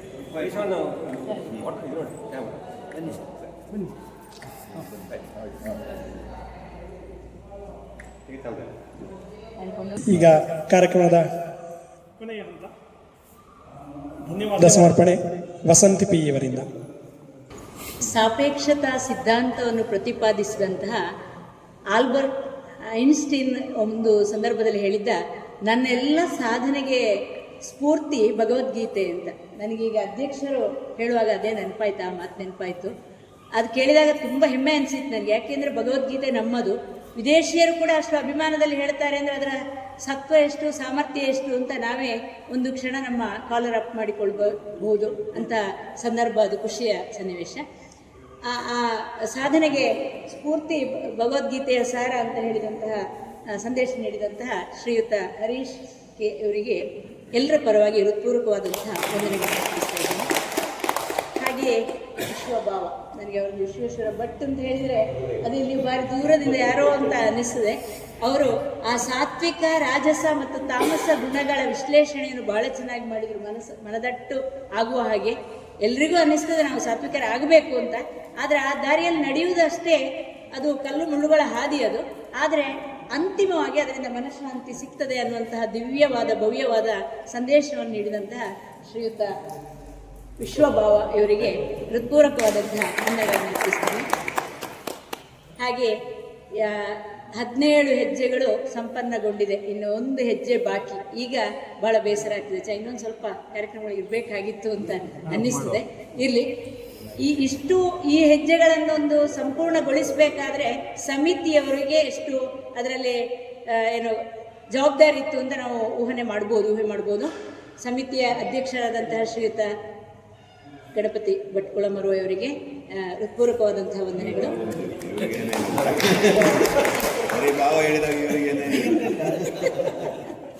ಹಾಗೆ ಸಮಿತಿಯ ಕಾರ್ಯದರ್ಶಿಗಳ ಬಗ್ಗೆ ನಾನು 2 ಮಾತು ಹೇಳಲೇಬೇಕು. ನನಗೆ ಯಾವಾಗಲೂ ಅದು ನೆನಪಿಗೆ ಬರ್ತದೆ. ಬಹುಶಃ ಮಗನಿಗೆ ಅದು ವಿಷಯ ಗೊತ್ತಿಲ್ಲ, ಹಾಗಾಗಿ ಅವರು ನಿರೂಪಕರು ಹೇಳಲಿಲ್ಲ. ಆ ಆಶಯ ಗೀತೆಯನ್ನು ಬರೆದವರು ಅವರು. ಆ ಆಶಯ ಗೀತೆಯನ್ನು ಕೇಳಿದ ಮೇಲೆ ನಾನು ದಿನ ಭಜನೆ ಹೇಳಲಿಕ್ಕೆ ಟೈಮ್ ಆಗ್ತದಿಲ್ಲೋ ನಂಗೆ ಗೊತ್ತಿಲ್ಲ, ಆದರೆ ಆಶಯ ಗೀತೆಯನ್ನು ನಾನು ಪ್ರತಿದಿನ ದೇವರಿಗೆ ದೀಪ ಹಚ್ಚಿದ ಕೂಡ ನಾನು ಹೇಳ್ತೇನೆ. ಯಾಕಂದರೆ ಅದು ನನ್ನ ಮನಸ್ಸಿನ ಆಳಕ್ಕೆ ಹೋಗಿದೆ, ಅಷ್ಟು ಅದು ನನ್ನ ಮನಸ್ಸಿಗೆ ನಾಟಿದೆ. ಆ ರೀತಿಯ ಪದ ಪುಂಜಗಳಾಗಲಿ, ಅದನ್ನು ಹಾಡುವಂಥ ಅಶ್ವಿಜ ಕೂಡ ಹಾಗೆ, ಅದನ್ನು ಒಳ್ಳೆ ಆ ಭಾವನೆಗಳೆಲ್ಲ ನಮ್ಮ ಮನಸ್ಸಿಗೆ ನಾಟಬೇಕು. ಆ ರೀತಿಯವರು ಅದಕ್ಕೆ ರಾಗ ಸಂಯೋಜನೆ ಮಾಡಿ ಹೇಳಿದ್ದಾರೆ. ಅವರು ಇರುವವರೆಗೂ ಕೂಡ ಹೃತ್ಪೂರ್ವಕವಾದಂತಹ ವಂದನೆಗಳನ್ನು ಅರ್ಪಿಸ್ತಾ ಇದ್ದೇನೆ. ಹಾಗೆ ನಿರೂಪಣೆ ಮಾಡಿದಂತಹ ಸ್ವಸ್ತಿಕ ಕುಳಮರು ಅವರಿಗೆ, ಹಾಗೆ ಶಾರದಾ ಸ್ತುತಿಯನ್ನು ಮಾಡಿದಂತಹ ವಿನುತಾ ರಜತ್ಗೌಡ ಅವರಿಗೆ, ಸ್ವಾಗತ ಮಾಡಿದಂತಹ ರಾಮಕೃಷ್ಣ ಸರ್ ಅವರಿಗೆ, ಹಾಗೆ ಆಶಯ ಗೀತೆಯನ್ನು ಹಾಡಿದಂತಹ ಅಶ್ವಿಜಾ ಶ್ರೀಧರ್ ಅವರಿಗೆ ಎಲ್ಲರಿಗೂ ಕೂಡ ಪೂರಕವಾದಂತಹ ವಂದನೆಗಳನ್ನು ಅರ್ಪಿಸ್ತಾ ಇದ್ದೇನೆ.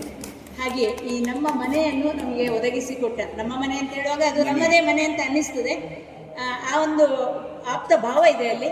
ಇಲ್ಲೆಲ್ಲ ನಮಗೆ ಬೆರೀಲಿಕ್ಕೆ ಈಗ 17 ಬಾರಿ ನಾವಿಲ್ಲಿ ಒಟ್ಟಾಗಿದ್ದೇವೆ. ಇಲ್ಲಿ ಒಟ್ಟಾಗಲಿಕ್ಕೆ ಈ ರೀತಿಯ ಒಂದು ಸತ್ಸಂಗಕ್ಕೆ ಅವಕಾಶ ಮಾಡಿಕೊಟ್ಟಂತಹ ನಮ್ಮ ಮನೆಯ ಎಲ್ಲ ಸರ್ವ ಸದಸ್ಯರಿಗೂ ಕೂಡ ನಾನು ಹೃತ್ಪೂರ್ವಕವಾದಂತಹ ವಂದನೆಗಳನ್ನು ಅರ್ಪಿಸ್ತಾ ಇದ್ದೇನೆ. 18ನೇ ಅಧ್ಯಾಯಕ್ಕೆ ಮತ್ತೆ ಕಾಯೋಣ. ಓಂ ಸರ್ವೇ ಭವಂತು ಸುಖಿನಃ. ಓಂ ಸರ್ವೇ ಭವಂತು ಸುಖಿನಃ. सर्वे सन्तु निरामया सर्वे भद्राणि पश्यन्तु मा कश्चित् दुःखभाग् भवेत् ॐ शान्ति शान्ति शान्तिः सर्वे जनाः सुखिनः भवन्तु।